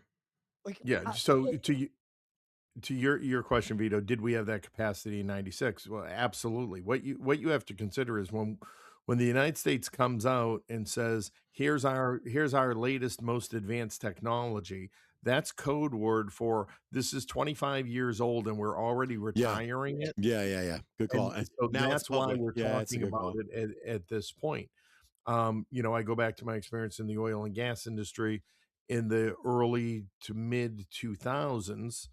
So talking 2005 to 2010 period, let's say specifically. I know, we were deploying Yeah, I think so. LRADs and sonic weapons and systems to deter piracy against offshore platforms. We had the sonic systems being put on ships to secure them from piracy, going through the Malacca Straits and other vulnerable checkpoints, going down the coast of East Africa. So these were things that were already in 2005 available commercially, let's say, within critical infrastructure industries. So we're talking only 10 years from Varginha to that point. So, yeah, absolutely. It was deployed, known about, used. I even remember my Air Force days. I got out in 99, drones, really starting to make their way into the force, and looking at the controller, and it was like a PlayStation controller. I remember I was like, oh, how brilliant. You're training you're training generations of future pilots, and they don't even know they're being trained as future pilots Yeah. because everything's literally on a PlayStation controller. I would love to see what Dylan Borland saw when he was operating drones. Like, I would just love to have him just have a little conversation.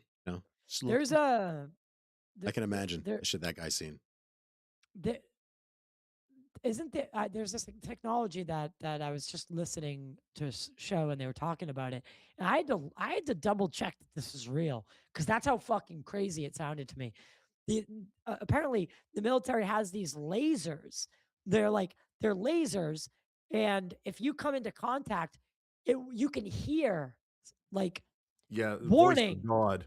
Yeah, like warning, you have entered a fucking facility, Yes. restricted area. It is unlawful to enter this area without permission of the installation commander. Section 21, Internal Security Act of 1950. And it goes and reads that whole spiel. They really fucking have that. Yes. As- And again, we As were it's using zapping you. something, yeah, we were using something similar in oil and gas.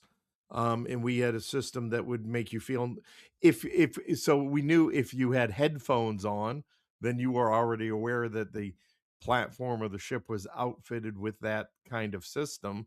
And then we had another one that would just make everybody start vomiting No. and incapacitate them that Well, way. look at the rumors that the Venezuelan troops said. He was like, we didn't even know what the fuck hit us or where they came from. It Look at the size incapacitated of the everybody. boxes that the Cuban soldiers went home in. Yeah. And on this again, Eric Hecker, former I was going to bring him up. employee, I was going to bring him up. Yeah. I was on his coffee talk this morning, and what I appreciate about him, he is not above the "I told you so," and he is justly saying it loudly and proudly. Yeah. This is exactly what he was talking about. I want to interview him. I was gonna bring him up because Me too, actually. Yeah. I was gonna bring him up because him and I kind of got into like not an argument, but just like a weird situation when I was interviewing Burleson. But I do feel that he's not like I don't want to say vindicated today by this confirmation, but I think it is one step closer for him to be able to say like, listen, what I'm saying is not outlandish. It's not Right. crazy that this neutrino detector is not just a passive. It doesn't just collect; it can transmit. Right? Correct. And it caused this. And the stretch, right, and the stretches are not so much of a stretch anymore, Right. as other people wanted to frame them. Right. There's And people I know guys that think that 9/11 was a literal Project Bluebeam. Yeah. That those planes weren't real, and that they hit the tower. I know this is a sore subject. Trust me, I know that. But they think that day they used, because Dr. Judy Wood's whole thing, right? Where did the rubble go? Because jet fuel, last time I checked, it doesn't dustify a building. Not one that is has a literal core that is pure steel, right? And it was reinforced for this very specific reason.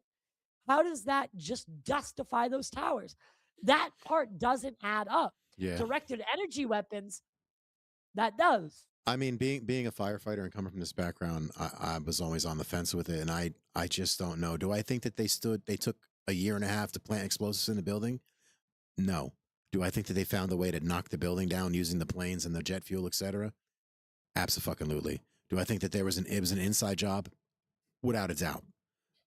There's just so many what Yeah. ifs. I think they what ifs found about out that. that it was going to happen, and they They didn't and just they let it. They let it. and they Well, didn't, but they didn't just let it happen. They They helped it. needed to make sure Yeah, that they went down.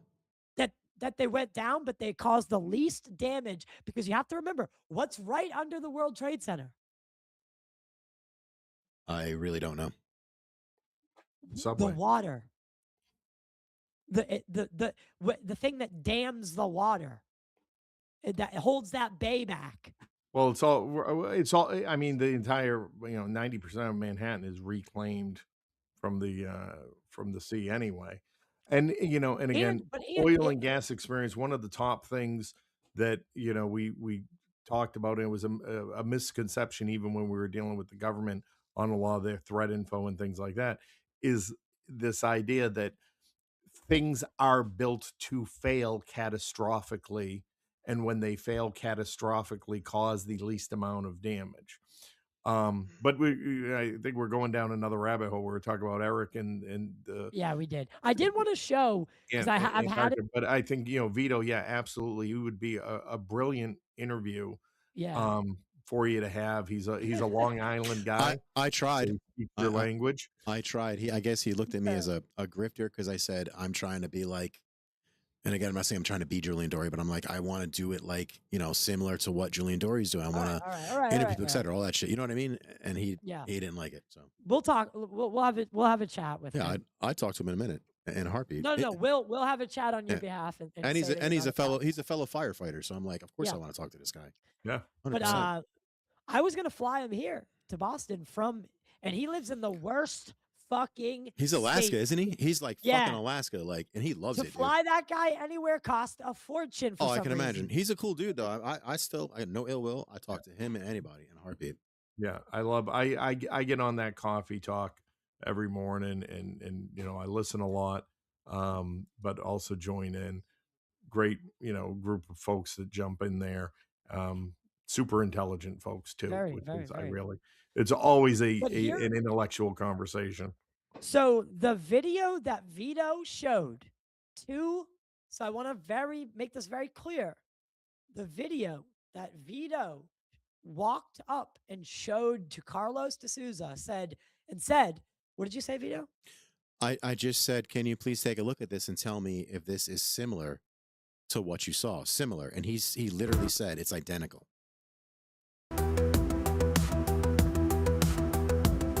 This is the video.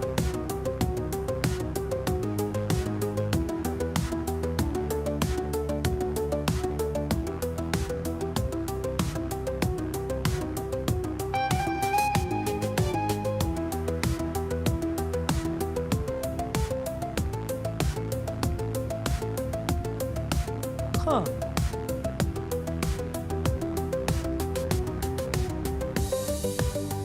VITO, where'd that video come from? Did it just replay? It's a video. It's only like 20 or 30 seconds long. Oh, it's a video that I think John Stewart shared from TikTok, and I took it and like repurposed it and put my own music on, etc. But I've seen this video. I've seen this video a lot, so I'm like, all right, screw it. I'll put it on my YouTube. Here's my one thing. I think, again, could it be that it did look very similar to that, but could it be that that's a balloon? I don't know. I don't think so, because that is actually stabilized. That video is not. When you're seeing it, it's moving around. Like the actual, I think the original video of it, it's moving weird. That's actually stabilized and like redone. Yeah, Jimmy like they Church stabilize the shit out of that. Jimmy Church talks about a sighting like that, and it's flying weird. It's just flipping. Yeah, and it was like flip it exactly. Yeah, and that's what I'm thinking. Like, yo, I could imagine being in that fucking thing. Like, it's like being on the worst ride ever. But but look at what a solar balloon looks like. If you look into that, it's a very interesting dynamic. Yeah, I think it would give you is this? Is that real? What's up? Oh shit, What do you say? dude, what is up, man? Hey, You forget know, Oh yeah. Holy Do I say shit. so? Already? I hope you don't mind. I may have snuck him the link. I hope you don't mind. Oh, that's more than okay, dude. He's like, I'll More than fucking kill okay. you in the back channel. What up, Gino? But Hey, have you forget ever? about it. So I would say look into a solar balloon. But Gino, what's going on, brother? Not much. Just Who's this guy? Who's this Yeah, random who is guy? this? Who's this random guy? it's just me. It's just you. Thanks for pulling me up here, guys. Really Of enjoyed course. hanging out with you guys this weekend. I got a chance to meet Gene before you two guys, so we had a good rapport. He made me feel welcome as soon as I got down there in DC because I didn't know anyone going. James wrote me. Really? Yeah, I didn't. Well, I didn't speak to anyone. I just wasn't paying enough attention right before I left. And again, James wrote me, told me he was doing it. I said, "Look, I'll jump on a plane. I'll be there tomorrow." So I was glad to get to spend some time with you guys and hear everyone's thoughts on what we had going on there. You guys did a great wrap up job here. Oh wow, thank you, man. I appreciate that so much. What- Especially coming from you, that is wow. Thank you. what was your 10 cents of it all, Gino? And you hung out another day, right? I know. I'm so I jealous. I did. I wound up spending some time with James, me, James, and Jeff, and Taylor from Planetary HQ went out that night. Had some really great conversations. I can tell you to stick with the presentation. What few of my main takeaways were. Number one, Burleson had an amazing speech. Really, yeah. Hell yeah. really felt like that was a highlight for me. Secondly, I would say this is the most important case in UFO history of biologics. Like we keep hearing biologics, when they're talking to Congress, hey, there's biologics, but no one wants to talk about what are the biologics. Are we talking about mushroom spores? Are we talking about things moving around? What are we talking about as far as biologics here? Now, and then if we go back in history, we're talking about biologics that were pulled out of Roswell. Do we know if that's true? We don't know if that's true. It's so far back. Everyone who was there is no longer alive. I think for the most part, because again, what are we talking about? 80 years ago. So if they were 20 years old at the time, they would have been, have to be 100 now. So no one knows for sure as an eyewitness to Roswell. But here we have a recent case where we have multiple people that are testifying to there being an actual entity, a moving around living being. That's very important because I have plenty of friends. I don't think I could get 6 of them to lie for me and say they saw an alien with me, especially for years. And these people don't know each other. The girls had nothing to do with the doctor. There's no connection. There's no connection to these people. The doctors aren't in the military. They have no reason, to say the same thing as military X. So it's very interesting to me that here we're talking about the first live case of biologics that's being taken seriously. Like there's technology involved, From 30 years ago. It's recent. It's recent. Well, the people are alive. We're talking to them. We're face to face, looking at their tears, seeing their emotion, and they could all be the best actors in the world. I don't think so. That's not what I get from these people, especially because the only monetization that's ever happened on it is James Fox's movie. He's not paying them, as far as I know. Maybe he is, but they're not becoming. They're not having their lives changed to where they're millionaires or Right. something along those lines over this. So what's the incentive for them? I don't see it. And actually, the doctor said it. Idolo said, "I'm not here for that. I'm not selling anything." To cap on Gino's point, in the if anyone watched the new cut of Moment of Contact, I keep forgetting what the tagline is. I think it's revelations for alien contact, something to that degree. Yeah. When the doctor brings, when Idolo first brings James's crew in, he brings them into the hospital and they just start filming. And then they get spotted by the owners of the hospital. And Idolo says, I think I just lost my job.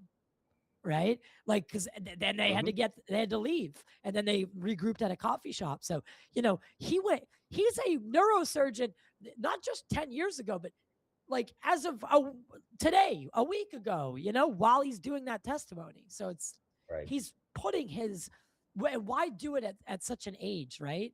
Like, it doesn't, I don't see that angle of like, oh, just another grifter telling a story. Really? Right. So again, that's why these witnesses mattered most to me. Now, there's also technology involved. We have a downed craft. Where's that downed craft? What happened to it? Where? Who has it? Did it go? Did it get flown back to the United States? Obviously,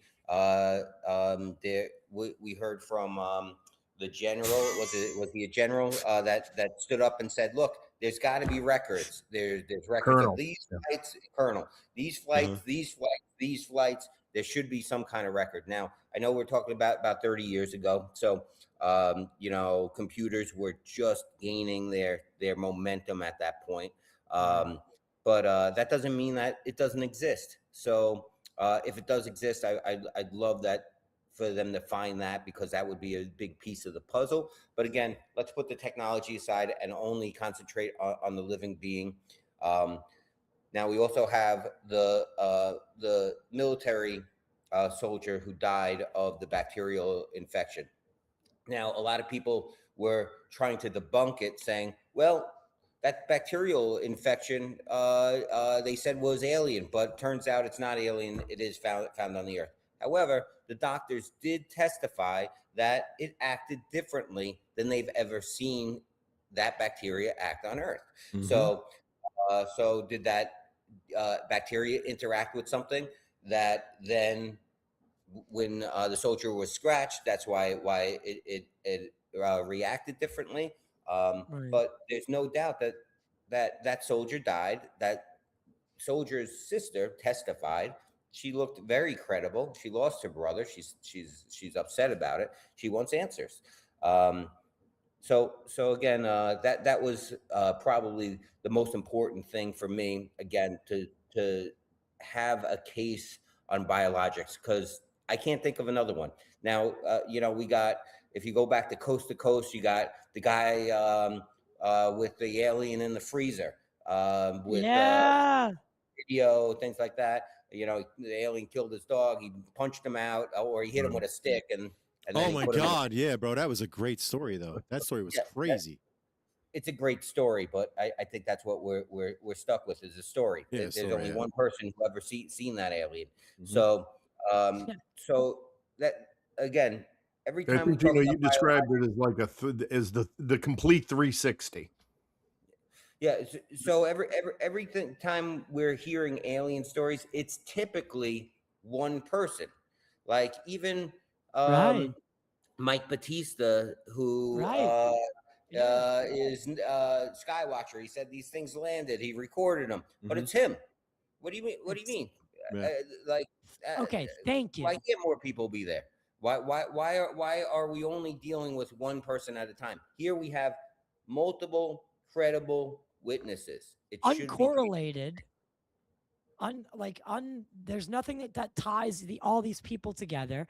They're all talking. I think you're absolutely right. This might be and whether there is another case that isn't known about, well, that's the problem. It's not known about, right? And we know about this one. It's fresh. It's 96. Most of the witnesses, if not all of them, are alive, give or take, or been on record at least. And it touches on all of the thing. Crash retrieval, biologics, witness intimidation, cover up. It hits on every major facet of conspiracy. So whoever you are, and then just as a human, it should hit you as, we might not be alone. Like, if that doesn't grip you, then what the fuck will? So where do you think it needs to go next, Gino? based on your read of the situation? Well, that's a hard call for me. I'm not sure what to do next. We're gonna platform James. We want to get his the word out as best as possible. We Hell did yeah. we did the original Varginha case with Moment of Contact and got 3 million views. I want to get as many eyeballs on it as possible, especially because this is one of the cases that I feel I've put a question mark on AJ's mind about whether it's real or fake. Because Go he's ahead. pretty conservative when it comes to Yeah, the he's cases still, he believes. right, and he's. I think the jury's still out for him on Varginha. Yeah. If you watch our episode, mainly I think there was some debunking of the girls, Yeah. and I Yeah. don't want to say debunking, just other sides of the story. I think what was said that we found out there on the internet was that there was a really badly kind of downtrodden homeless guy who in the area who was always dirty, things like that. So can you mistake that guy for an alien? I guess again, that's just the other info that's out there. However, that doesn't explain the doctors. That doesn't explain Military X. Also, which we didn't see down in DC, but from the original video, there was the other family that said, "Hey, we seen a UFO Yeah. in the search grid." The one that still won't even go on record. They were Mhm. filmed from the back. That's Uh, the one that I brought up earlier. The one that was doing the grid pattern Yeah. after. It was almost like a search and rescue. Yeah, it was Right. looking for That them probably. and that was a disc-shaped craft. And the main guy, like when you hear them, and Gino, I'm sorry, you just fired me up about that part because I remembered something that really like set me off with that guy was he even literally like when you watch that scene from the film, right? The family's remembering it and they're going tit for tat, like they're remembering like a Super Bowl Sunday memory, right? They're like finishing each other's sentences. They're jumping in at when this guy's like when it was so raw and so like just that family dynamic. And then the guy even says like James is like, are you sure? Are you sure? And he's like, I stood there for 5 extra minutes making sure I was sure of what I was seeing because it was like that crazy. So that part I feel like does get left out a lot of this story. Yeah, so it's a complete eyewitness account from multiple witnesses. Mhm. So it's important. What could be done with it? I don't think much can be done further than listening to the testimony. I think one of the missing pieces that breaks everyone's logic is, all right, so we have things that we know are in the sky. Maybe we have things that are coming down to the ground, especially if it's a crash. So if they're coming here, it's more than likely, and I would say 99.9% to against that they are just here on vacation. So what is the mission? So there has to be some sort of mission as to why these things are here and why only these few things are here. Because even though we're seeing a lot, we're not seeing thousands a day. We're not seeing, it is only a certain small amount that get witnessed, and that's which ones even get witnessed. So what is the goal? What could be the goal? There was no scientific technology found or anything else beyond the craft. So we have technology and a craft, but then we have a being, but we have no tools. We have no, it was doing this, like if you read the original book of ET, and someone could correct me if I'm wrong, ET was there as a botanist. He was into the plants, and I think that's kind of more explained in the book than in the movie. I got to Yes. read the book. I never read the book. That's good. Yeah. Yeah. look, I'm going off of what people said. I didn't read the book either. I don't want to pretend to be He's like, I read the Cliff Notes. Look, I had every Cliff Note when I was a kid, and basically, that's the Cliff Notes is exactly what I do for the Y Files. I give Cliff Notes of every story. You know, I talk about, you know, when I'm going into pitch meetings to talk to the entire team about what new stories we're going to do.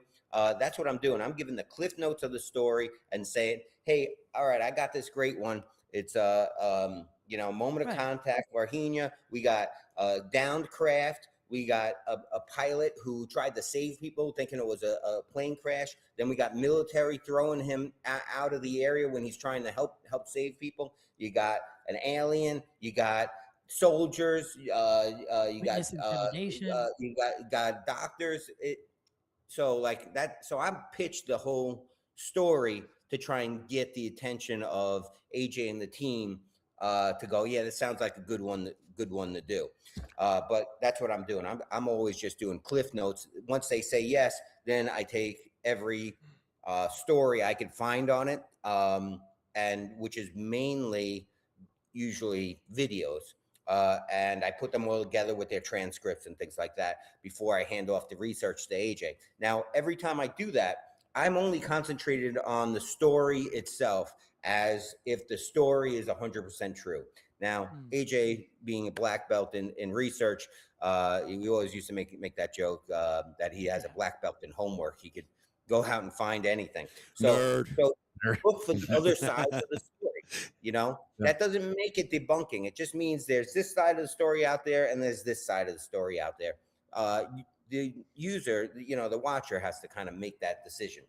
Now, again, I feel like he's not 100% won over on it, but he does feel like James is certainly interesting enough to talk about it, and let's you know get the word out there a little more. So we, you know, the more the word gets out there on platforms like James has just done, Jesse Michaels and Area 52 with Chris Ramsey. Two great channels.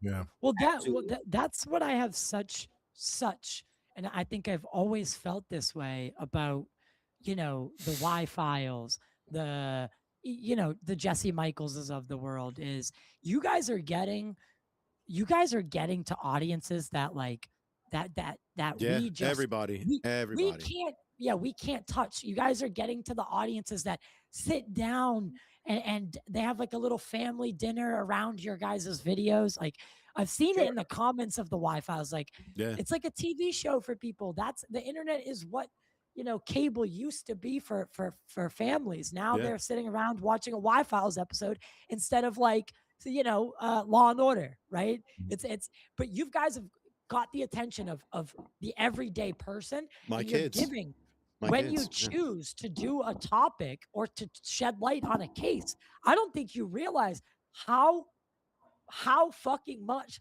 that influence. I mean, not to stroke your ego, but how much that goes in swaying people into taking action. And that was one of the other takeaways for me, because when Congressman Burleson walked out of the room, I followed him and I wanted to introduce myself and talk to him. And as soon as I introduced myself and told him I produced the Y Files, he pulled up his phone and showed me his history of him watching the Y Files. He couldn't have been happier. He did a little video for me to send off to Hecklefish as well, which was really funny. So you sent it to yourself? I'm convinced you're Hecklefish. Convinced of it. No one can know. Joe's coming back on, by the way.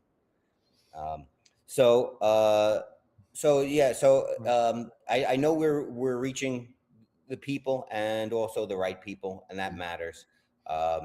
You know, what we put out there does get some weight to the normies, as you know, what a lot of the people in the UFO community call it, because we live and breathe in this community. So the info we know there's not much new. I mean, I'm sure there was hardly anything new any of you guys learned from watching the testimony. It was good to see the testimony, but it was not if you're paying attention to it, it has already been out there. It's just these people kind of swearing to it and letting you know that this is More is formal, yeah. Was you know, Gino, right. was there anything when so you had some one-on-one time with James? Is there anything you can share? Did he provide any insights? Because they were talking about going back following this presser, that everybody was headed back down to Brazil. Did you have any feel for their next steps or their follow-up or what he might be tackling next? Well, I do know he is going back down to Brazil right away. I don't know. I don't know if. I'm sorry. I can't say exactly what he's doing because he just hasn't told me that I can. Yeah. But I do know he's on his way back to Brazil. No worries. I hope he gets whatever he's after. That'd be great. I did wonder if I just want an interesting point to that, not to just jump right in, but yeah, I heard him did mention about working on getting the body exhumed of the Mauricio, I believe was the guy's name. Mm-hmm. Yes. Just a cool thought. I think maybe that's what he's going back down for, to work on something like that. That'd be great. And I want to know if the body's there still or if it's been gone or changed. That's my theory, is that body's not going to be there.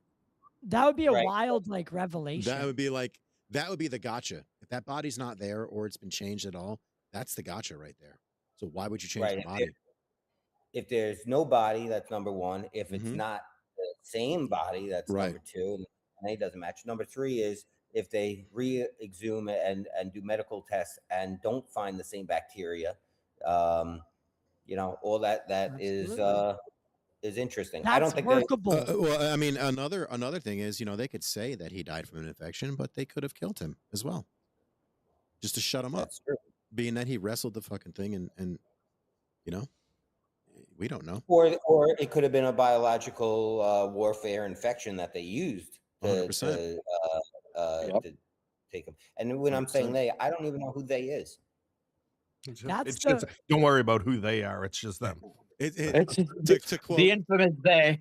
Yeah, to quote Saul, they is everybody. Everybody. Well, Sue everybody. I think we can rule in that the Air Force was absolutely involved, right? And if there is a paper trail, I hope that someone has taken it upon themselves to, and if not, let us know so we can do this, chase down that paper trail and figure out, because we know, okay, now, all right, we know the events of how it went down in Brazil. Or at least we have an idea of what happened in Brazil from the time of the crash until it's taken to the U.S. lands in Campinas and takes whatever they take back to the United States. What happens then?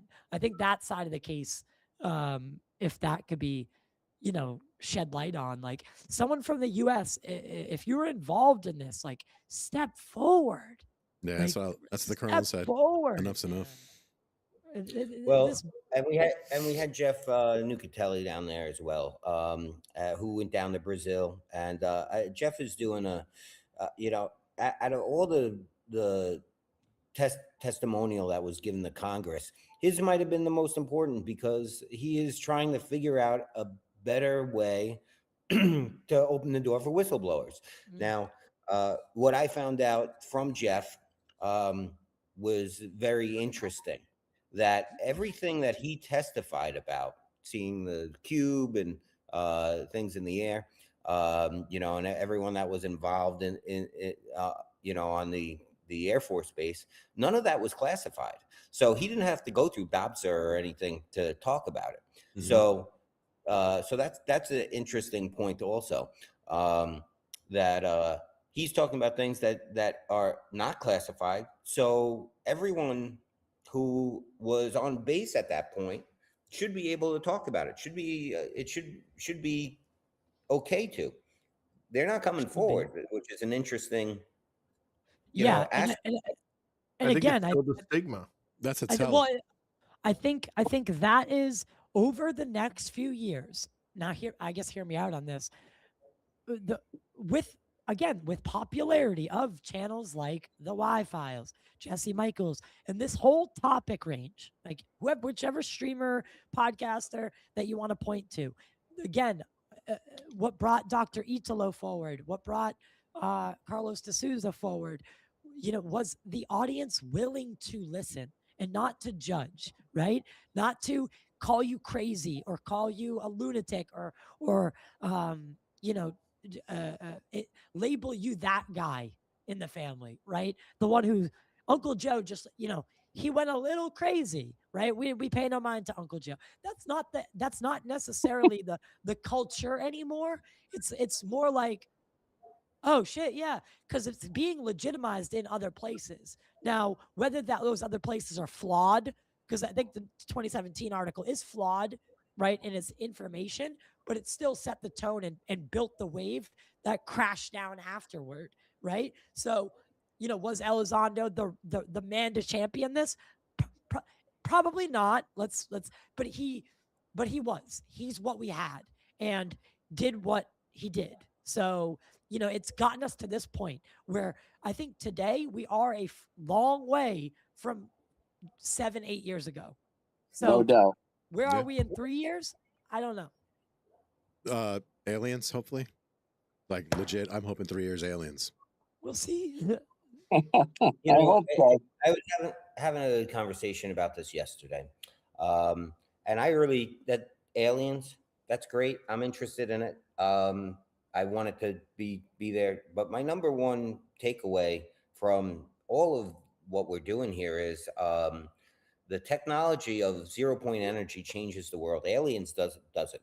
Aliens means everyone's going to maybe change religion and a few things in their life, but you go to work the next day and everything is you're just kind of talking about it. 0-point energy changes everything from the food industry, ends world hunger, to medical, yeah. medical, Essentially water. overnight. Because the reason desalination isn't more prevalent is the power that it takes to do it. So really, I think 0-point energy is the biggest world disruptor that's there, and we're seeing it. We know that everything that we're seeing, if it's real, and I think it is. I've had my own personal experiences.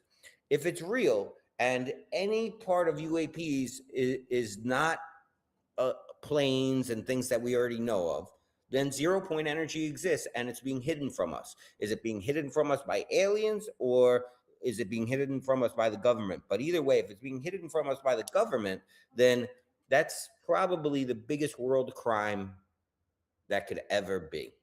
So hiding aliens from us, I could understand. Hiding 0-point energy, I do not understand. That's an interesting, actually, that is very interesting. So you think the line in the sand for like, so you think that if they came out and said, guys, hey, fuck it. We've been, aliens exist. We had to keep it a secret for a while. You think that is not a crime against humanity, but say, hey guys, we've had free energy since, Tesla was around, but we chose to go with the other thing because we could put a meter on it. That would be a crime against more humanity. outrage. Well, look at just look at the reason the government would have to hide it from us. Well, if it was just aliens, I think maybe they would. It's not that big of a deal.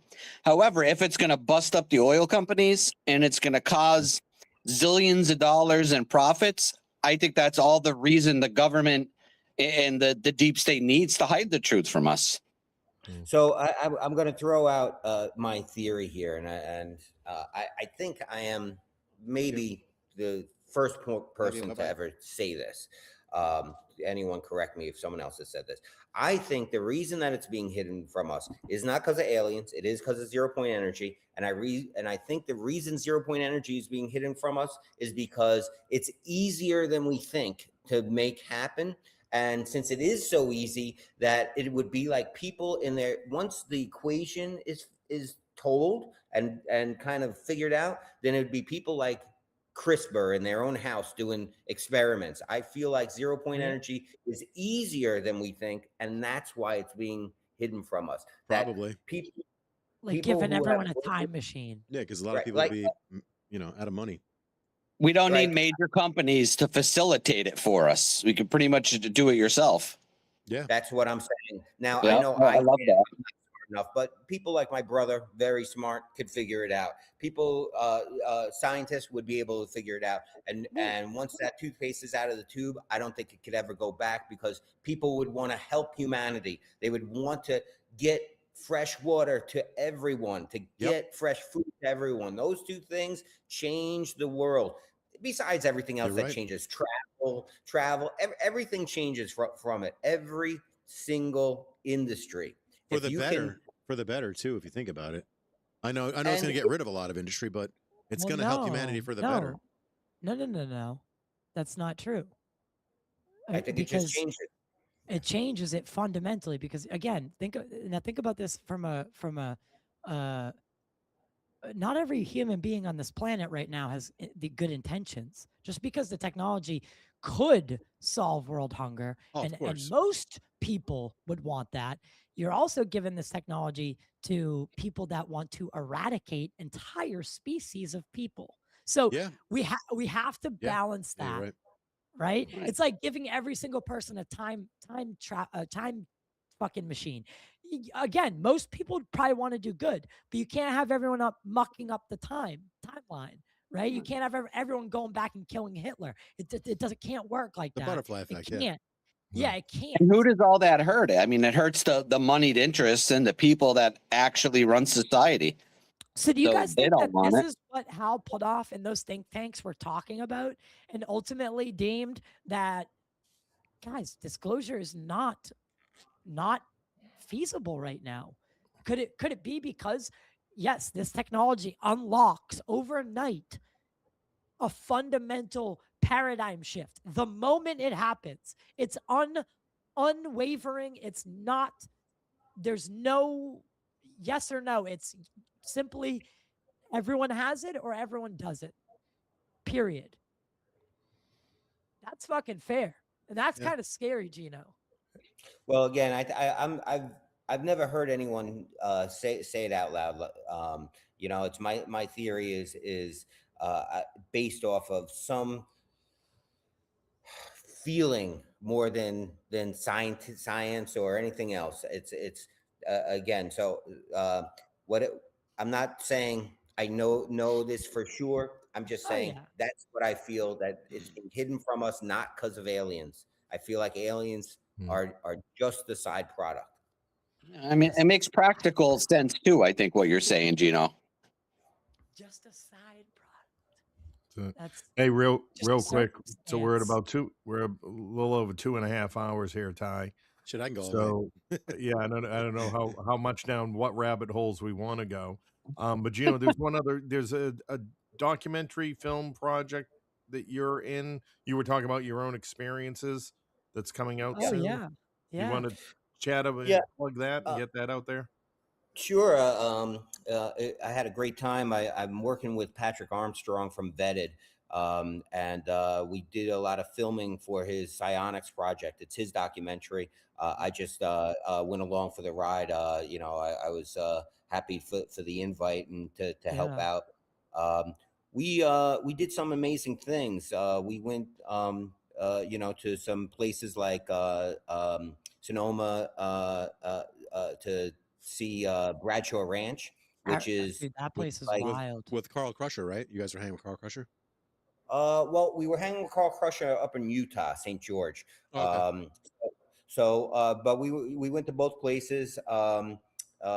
In with Carl Crusher, we seen a lot of things in the air. We During the day we walked the cliffs, saw all the petroglyphs. Carl said things to us like, "Hey, at night this whole mountain lights up," and like strangely. Now, I expected it to be like a bright light. It wasn't, but it definitely lit up. It definitely looked different. You could see what he was saying. Now, the things that we saw in the air, we saw a lot of anomalous stuff, a lot. I've always been a city boy. So New York City, LA, now Vegas, you don't see anything in the air because it's too bright. Yeah. But if you go to places like this, you could see that there's a lot more going on in the skies than we know. When I went to Sonoma, we were using military grade night vision, and again, there must have been 5 or 6 things in the air at all times moving around. Now, does that mean that they weren't satellites, weren't planes? I don't know. I can't say. But there were some things that were anomalous. Like we were at Bradshaw Ranch, and let's see, and I was looking at, like, there was what I probably is a satellite moving across the sky. And I said, oh, there's one that's moving. And then in the same field of view, and both me and Ron James, who's part of MUFON, he's the accidental truth director. Yes, exactly. And he has another follow-up to Accidental Truth coming out. Yeah. So me and him, we're both tracking this one moving, probably a satellite, but moving in the air. But right next to it, a light flashed on and flashed off, and that was it. And so I sat there baffled, going, it was like you're on a stage and someone turned on a spotlight and turned it off, and we both saw it. So it wasn't like, hey, did you see that? Did you see that? We both saw it. Very interesting. Again, anomalous. Now, I went right home. I got on ChatGPT. I'm talking about satellites, things like that. They did say satellites have that ability. They can just do a flash. And I said, well, why would they do a flash? Doesn't make sense. And it would be a reflection of the sun hitting it as it moves trajectory. That's interesting. Yep. Now, is that what I saw? I don't know. You guys weren't monitoring 4 out of that in real time? No, not at that point. Because we were just early, we were all companions with our cell phones, and pocket. I had my Pocket 3 camera. It's not like I had a full rig set up because we were hiking. We were hiking through the trails. And of course, it's going to be when nobody's ready for it. That's always the Yeah, and that's fair. So again, and we did a whole bunch of stuff besides that. Besides just looking at UAPs, things like that, we were working with psionics. So we were there doing. Ron had a spoon bending event at his house, and I went into it very, very skeptical, and I seen people doing it, and there was a lot of us there, and we were participating as well, and I was doing it, and certainly I bent the spoon, and I was like, oh yeah, but was that my strength? Because any one of us could bend a spoon. But I was like, was that my strength? Was I manipulating it? But then this little woman who was next to me, instead of bending the spoon like I was, like at the neck of the, she took the scoop of the spoon and she rolled it up. Fucking what? Couldn't do it with all my strength. I tried to mimic what she was doing, and she was rolling the scoops of the spoon up. Not with any spoon I chose. That's tried. The strongest part. And she was a little tiny woman. With her hand or her mind? Explain that to me. With her hand. With her hand. She I couldn't do it. Until she said she'd hold it in her hand and she'd say, now it's ready, and then she would do it. So and that's what she was trying to have me do as well. She was trying to kind of teach us how to do it, and she said, just wait till you feel like it's ready. And again, I sat there going, I don't know, like the Neo skeptic from mind, the Matrix. I don't know. And so I bent the spoon, and I was just like, yeah, but maybe it was just me. But maybe it wasn't, because I did try and bend it with the same amount of strength, and it didn't bend. But again, you're holding in your hand. There's some heat conductivity, things like that. I think Uri Geller, famously tries to work through some of this. But he'll just like walk up to you in a restaurant and like grab your fucking spoon and just bend it and then drop it back on the table and walk by. Well, how are they bending it? Can you explain that? Well, a lot of people say that if if you use enough friction, like if you use enough heat transfer from your body to the spoon, you can essentially get it hot enough where it will bend itself. That It's sounds almost like, yeah, and it's almost that like it's a sounds reaction. plausible. Sounds Yeah. plausible, but that is not what I seen. There was I Fair felt enough. I felt their hands after. They're not hot. Like it's not like I can't wait to watch this footage. I really can't. Yeah, it makes you think about it in a different way. I always Now- would have I was always extremely skeptical about spoon bending, but now hearing you say that, it Well, makes you well- think a little differently. well, Kelly yeah, Chase, and I'm still I lost. didn't come- I'm fucking I didn't so lost. I didn't come out of it saying I believe in this. I believe in that. I know I seen UFOs, because that wouldn't be truthful. I came out of it in the same way I did after spending time with Chris Bledsoe. I came out of it going, hey, I seen some stuff. I don't know what I seen, but I want to see more. I need to investigate it more, I would say. You know, it didn't give me anything definitive. And I really think no matter how much you do, we're not going to get definitive answers. It is always going to come down to what you feel, you know, is the truth more than anything else. Because, you know, until someone pulls up, you know, the fuselage of a down cigar, you know, shaped craft, with, you know, it's always just going to be opinion. we're Yep. kind of working on, we're working on stories and testimony until then. Yeah. And that's so why the guy who found the plane in Varginha mentioned that he had grabbed material that, when wrinkled up, it would go back to its own shape, and it was, he said, it was very thin. Now, we've heard that before. We heard that exactly in Roswell. And then I did hear that from another person who had a personal situation happen with the UAP in Nevada. He's not public about it. I don't know what to think about that, his story, because it does have a lot of twists and turns in it. But for this, the same thing has happened to him, where he had material, he was arrested, the material no longer exists. So this, and I spoke to Carlos about this as well when I got to speak with him. I forgot to mention this part. I said, if obviously hindsight being 2020, you know, would you have scooped a piece of this metal and, you know, got away with it? Because, you know, it's that moment, it's that decision in that moment.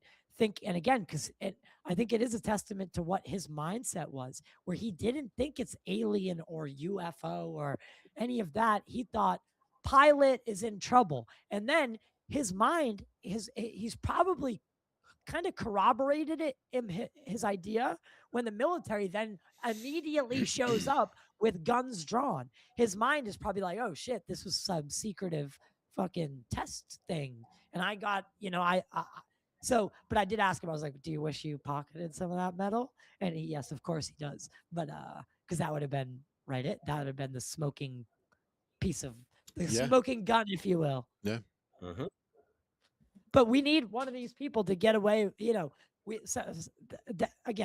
that's if someone does have a piece of this shit somewhere and they're just keeping it private.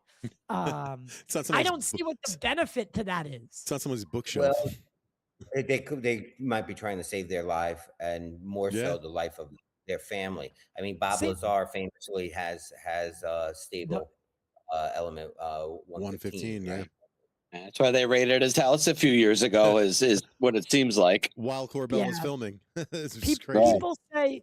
People do say that was unrelated and yada yada. Yeah, so I don't buy it.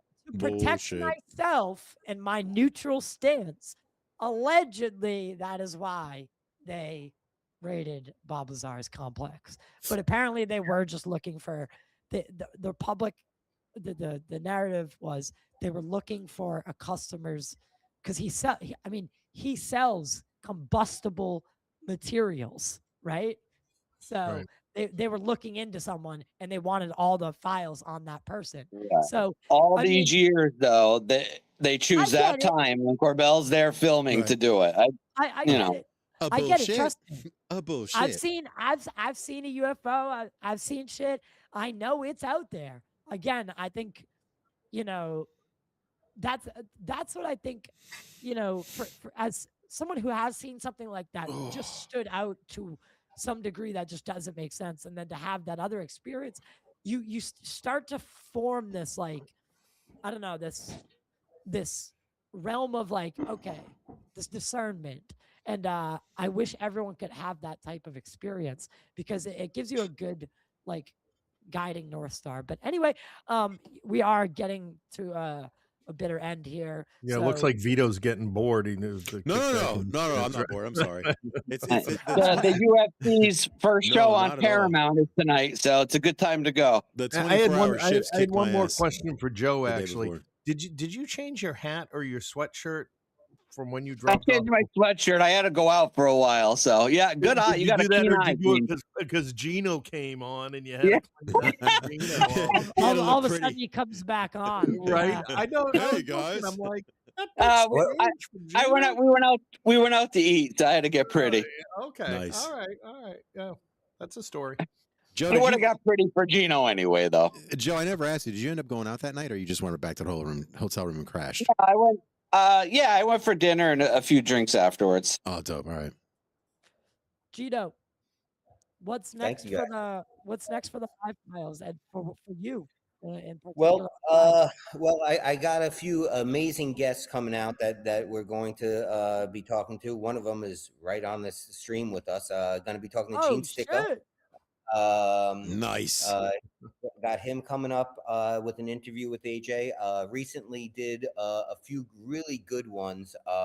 Tim Hogan from the Knights Templar.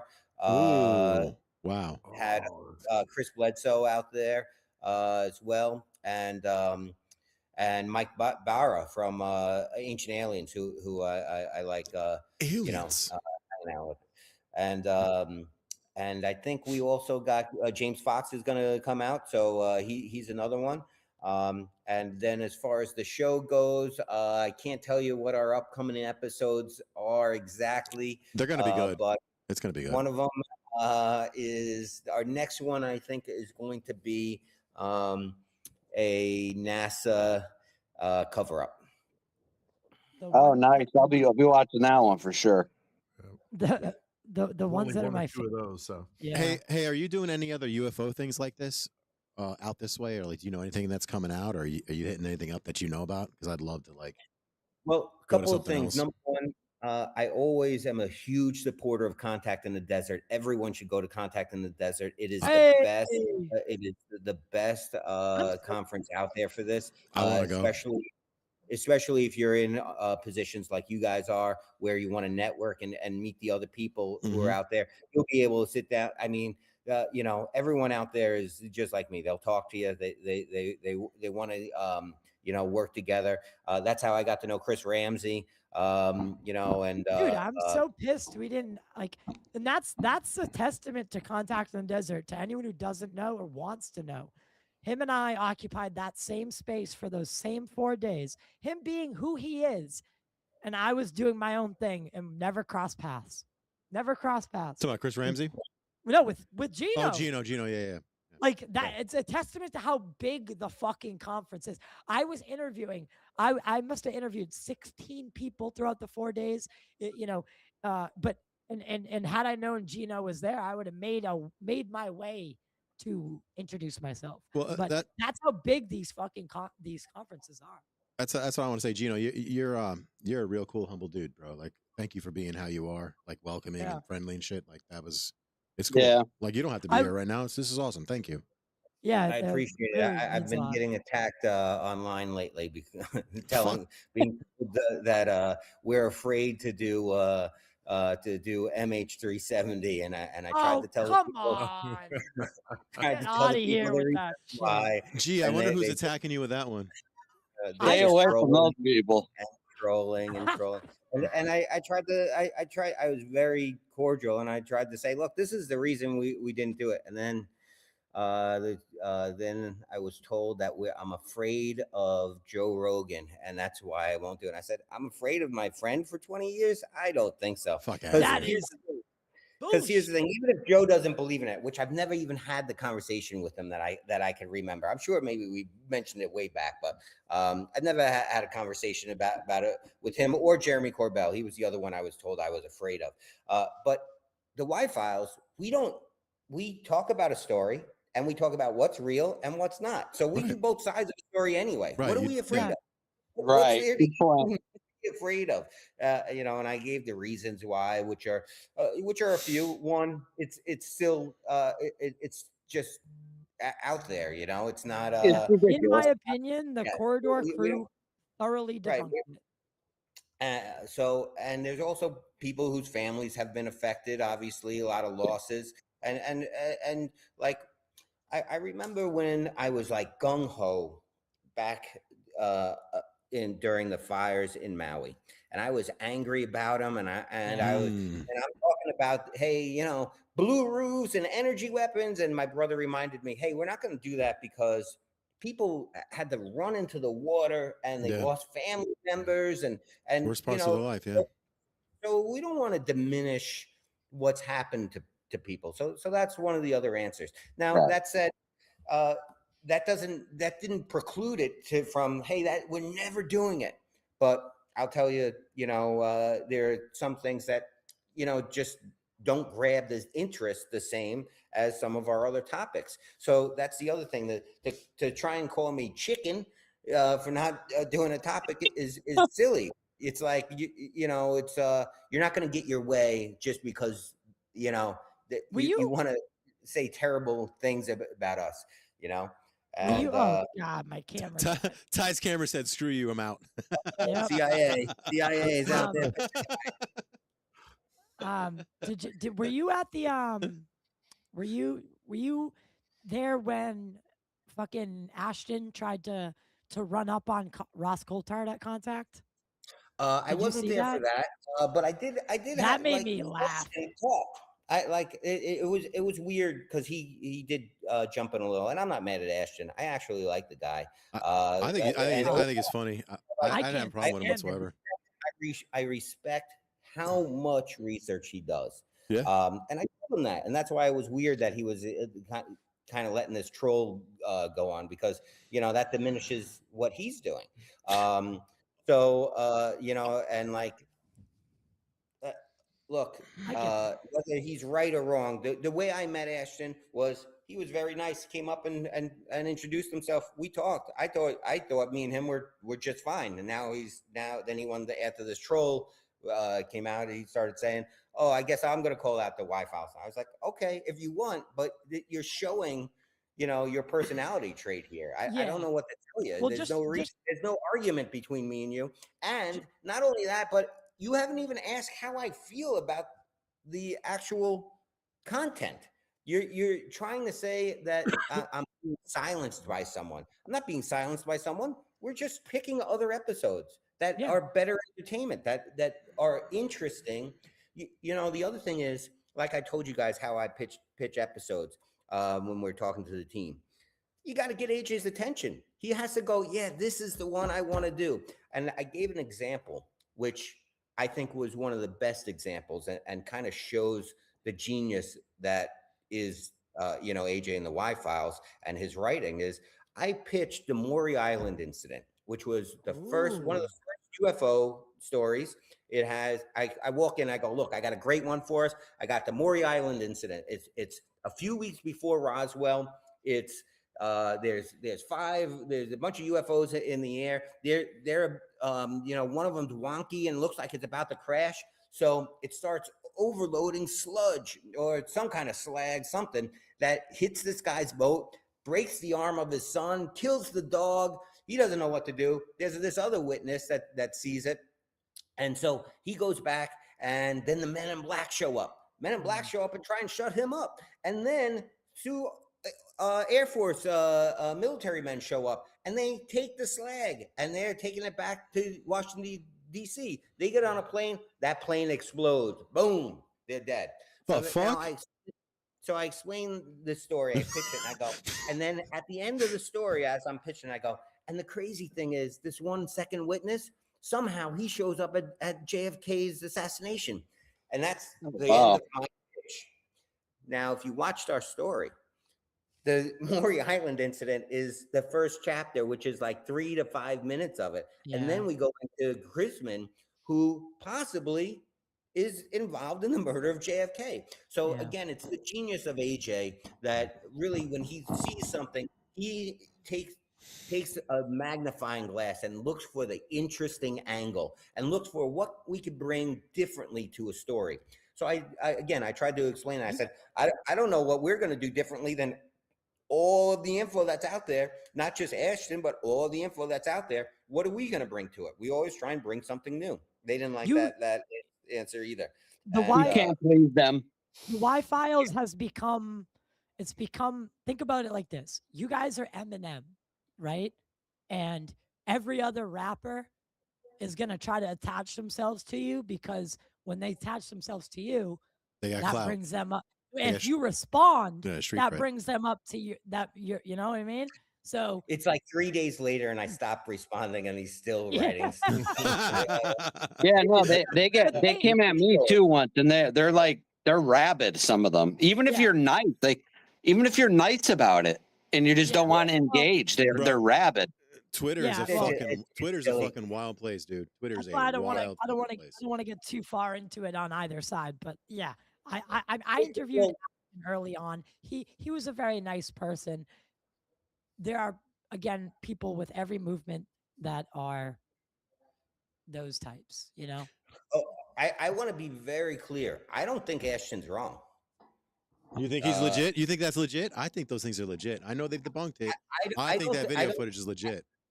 I'm not saying he's correct, but I don't think he's just wrong. I'm not like, I'm open-minded. You know, I'm not saying, hey, like that's what was the other thing I said. You're biased because you want this to be what you say it is. And I said, the Y-Files doesn't do that. I would have to talk about the plane might have just crashed. It might have just crashed, and that's it. And it's most likely that is the case. Actually, speaking of that, they actually just reopened the fucking investigation, the search. They just reopened it. I think what is it? The Panamanian? No, maybe I'm wrong. They're not going to find shit though, I don't think. Hey, who knows? You know, it could be, it could be it could be interesting to see where it goes if they do present some sort of like finding, and you start asking why the timing, why now, you know? Because there are inevitable families that are grieving. And my problem with this whole thing is, like what Gina said at the start, is there are people who lost real husbands, real wives on that plane. And you know, to give them even this much hope that their loved one might be alive, like teleported to some other dimension. I mean, it's you're treading on really weird water. The woo. It's the woo. That's what you're treading on. You're treading on the woo. Yeah. And I'll tell you what, if that plane did get teleported, where they went, I don't think it was a happy ending. Me either, dude. So that's what scares me is where'd they go? If that was if the footage we saw was legit, where'd they go? And as far as Ashton goes, I think he's funny. He was mad, cool, and respectful to me. He was on my gaming side. He was like, I don't have an issue with him at all. So I could see why people do it. He's a little much. Don't either. My issue was with his troll. You know, that not with Ashton. Again, so it wasn't him. It was somebody else fucking with you. Okay. No, he jumped in and tried, and he did jump in. But again, I don't hold it against him. I think he might have been feeling attacked about it, but I wasn't attacking him. Again, I was just trying to explain, hey, this is what our process is, and they didn't like it. They were trying to say that we've been talked to or something like that. Yeah. Hey, I talked to Gino about this specifically. No one's talking to me. Hey, where are the spooks? No spooks are talking to me. Right. I'm here. If you're not with it, you become the oh, they're the deep state. They're the ones who are like, Yeah. if you're not with it, you're the deep state, and you've been bought and you're paid for, and you're this or that. But yeah, On that's Twitter, there's no nuance at all in Twitter. It's either you're all for something or you're against it. There's no in between. yeah, that's actually one of the main problems. Now, with Yep. that being said, I do got to wrap up, gentlemen. It's been such a pleasure. Gino, you have an open door here Yeah, whenever buddy. you want. Trust me. Thank you. I have such respect for what you guys do, and keep doing it, dude, because you're bringing people to the subject that otherwise they would not be. Plain and simple. So mad respect, brother. And then Thank to you everyone, guys, and it was great meeting every one of you guys. I Nah, appreciate you were you awesome, guys brother. being so down there. yeah, Yeah, I've been a fan of the Y-Files since the beginning. So just to even be talking to you is really Everyone cool says to see. What a nice guy you are. It says a lot about you. Yeah, down to earth and So thank welcoming. you. Can't say Very enough nice things. Such a sweetheart. So real. we gotta what we gotta do is we gotta plan something. Contact is in June, first week of June. So we gotta put something together before then. It'd be really nice to see everybody. Maybe we could find out some common ground like event that's happening, and we'll talk about that. Gene, where can people find you? Gino, I'm sorry. Before let me say one more thing before I go, and I'll see Ooh, I myself read your out here. mind. I do think there are two other events going on before Contact that I'll be attending. One is in LA, and I Conscious can't Life? remember the name. I think it's Conscious Life? Conscious Life, and there's Yep. one in New I York know City as everything.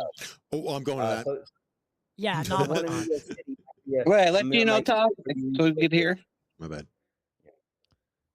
Gino, can you repeat that second part? well, there's one in New York City. Might be a good place for all of us to jump in for you East Coasters. Ooh. Yeah, that'd be great. Yeah, let's link up about it. And obviously everyone knows where to find Gino. I don't think you have to At plug Where's the Gino? Wi-Files. Where's underscore Gino on most of the socials, or also I'm always looking for new stories. So anyone, feel free to pitch them. Go right onto Twitter, and where's underscore Gino is my handle. My DMs are open on both that and Instagram, or you could just go Gino Gino at theyfiles.com. Write to me. I want to Damn. know what stories we haven't covered. Maybe just don't tell me about MH370. But other than that, I'm not a crazy guy. Thanks, guys. All right, man. See you soon. Thank you, Gino. Oh my God. The fucking belly buster right there. Gene, where Well, hold on. Does Joe want to bow off next since Gino's gone? Yeah, let me get out of here. All right, fuck you guys. I'm out. So you want to just fuck off now? Hey, Vito, thanks for letting me know Gino was on. You're I welcome. appreciate it. Of course, dog. Of course. God. How could I not? Come on now. Yeah. No. Oh, thank fucking you A. as always. Man, I'm always glad to be Yeah, in. 'cause I don't have with 3 you great hours to guys. be fucking sitting here. I'd love to, but I just don't have the time. His Yeah, I wife's know. like, no way. Get your ass off that computer. Right, exactly. If you ever met my Gene has met my wife, so I gotta pay the Join. fucking studio bills. So I'm obligated. But yeah, Joe, UAP Reporting Center. Actually, fun fact, you can report UFOs to the Joe. UFO Reporting Center. Hell yeah, yeah. go to no. You got to go to. I should have named it. I screwed up on the name of the website a little bit, but the website is www.thecontactreport.com. There's just a little feature. It says report. Put in your information, all that good stuff, and that's how you report. And then where can people follow you? So on X is our primary, just at UAP Reporting CNT, or just type in UAP Reporting Center and we'll come up. Same name on YouTube as well. I appreciate if everybody just go over and give us a follow. Hell yeah. Oop, shit. Gene. Yeah. Books I right have there. I have an episode coming out with you. Yeah, everything's there. Engineeringinfinitybook.com. I'm starting to feel like Jay Leno. I just pop on and co-host with everybody, and Well, your you know, camera looks make superb. make the rounds, whether I'm being interviewed myself or just lending a hand and a voice. And I happy to love do it. that. And yeah, just Infinity Disclosed here on X, and that's it. Beautiful. The website. Beautiful. That's all I got. VITO, last but certainly not least. You can follow me on the Perfect Storm Gaming on YouTube. The Perfect Storm Gaming on YouTube is the fastest way to find me. And then all of my socials are in the link tree. It's the easiest way to do it instead of, or PStorm_. Is it PStorm_ official? I forget how. Let me see. My Twitter. But I'm the sorry. easiest way is just my YouTube. Does your my link tree. tagline say your mom's favorite YouTube channel? Unfortunately, it does, and I didn't mean it to say it on your show. It was when you switched it over. That's hilarious. When you well, because you know what it is. I have like 20% or more women that follow me, which is crazy to me on Nice. everything. So Shit, it's we out here flexing or what? yeah, a little bit. I'm a little flexing a little bit. You know what I mean? All right. So yeah, no, it was funny. It was a joke that I was doing with my gaming buddies because they're like, "How the hell do you have 18 or 19% women?" And I'm like, "I'm a firefighter and I'm not ugly. I'm just chubby." That's a crazy statistic, actually. That's a good analytic. That's a good analytic. Yeah, no, I check my shit like a hawk.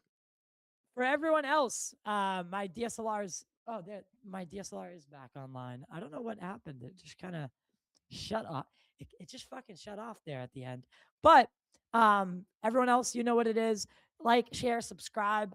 You can scan this QR wherever it is, QR code, and it'll bring up the link tree, and you can support us on every platform. As always, it's truly a pleasure to speak with the community. It was a real treat having Gino from the Y-Files on. Hell yeah. So thank you for that, VITO. I figure That you was wouldn't really mind. cool. I figure That was awesome. That, like, at first I saw him, I go, I don't think I'm fucking reading this right. I was like, is that? I don't know if I should bring him up. I don't know. Fuck What do yeah. I do here? That dude is. So, Gino, that was one of my highlights from this DC trip. And Hell yeah. everyone else, I got a bunch of stuff coming out right now. But editing it out throughout the week. Anyone who is in this winter storm region, be safe over the next couple days. Don't be a lunatic and purchase every loaf of bread. Other people need it too. Don't turn the grocery store into Mad Max. There's no reason. We've done this. We do it every year. So stay safe. Like, share, subscribe, rate, and review if you're listening in the future. And stay humble, stay kind, stay vigilant. But I need my milk, Ty.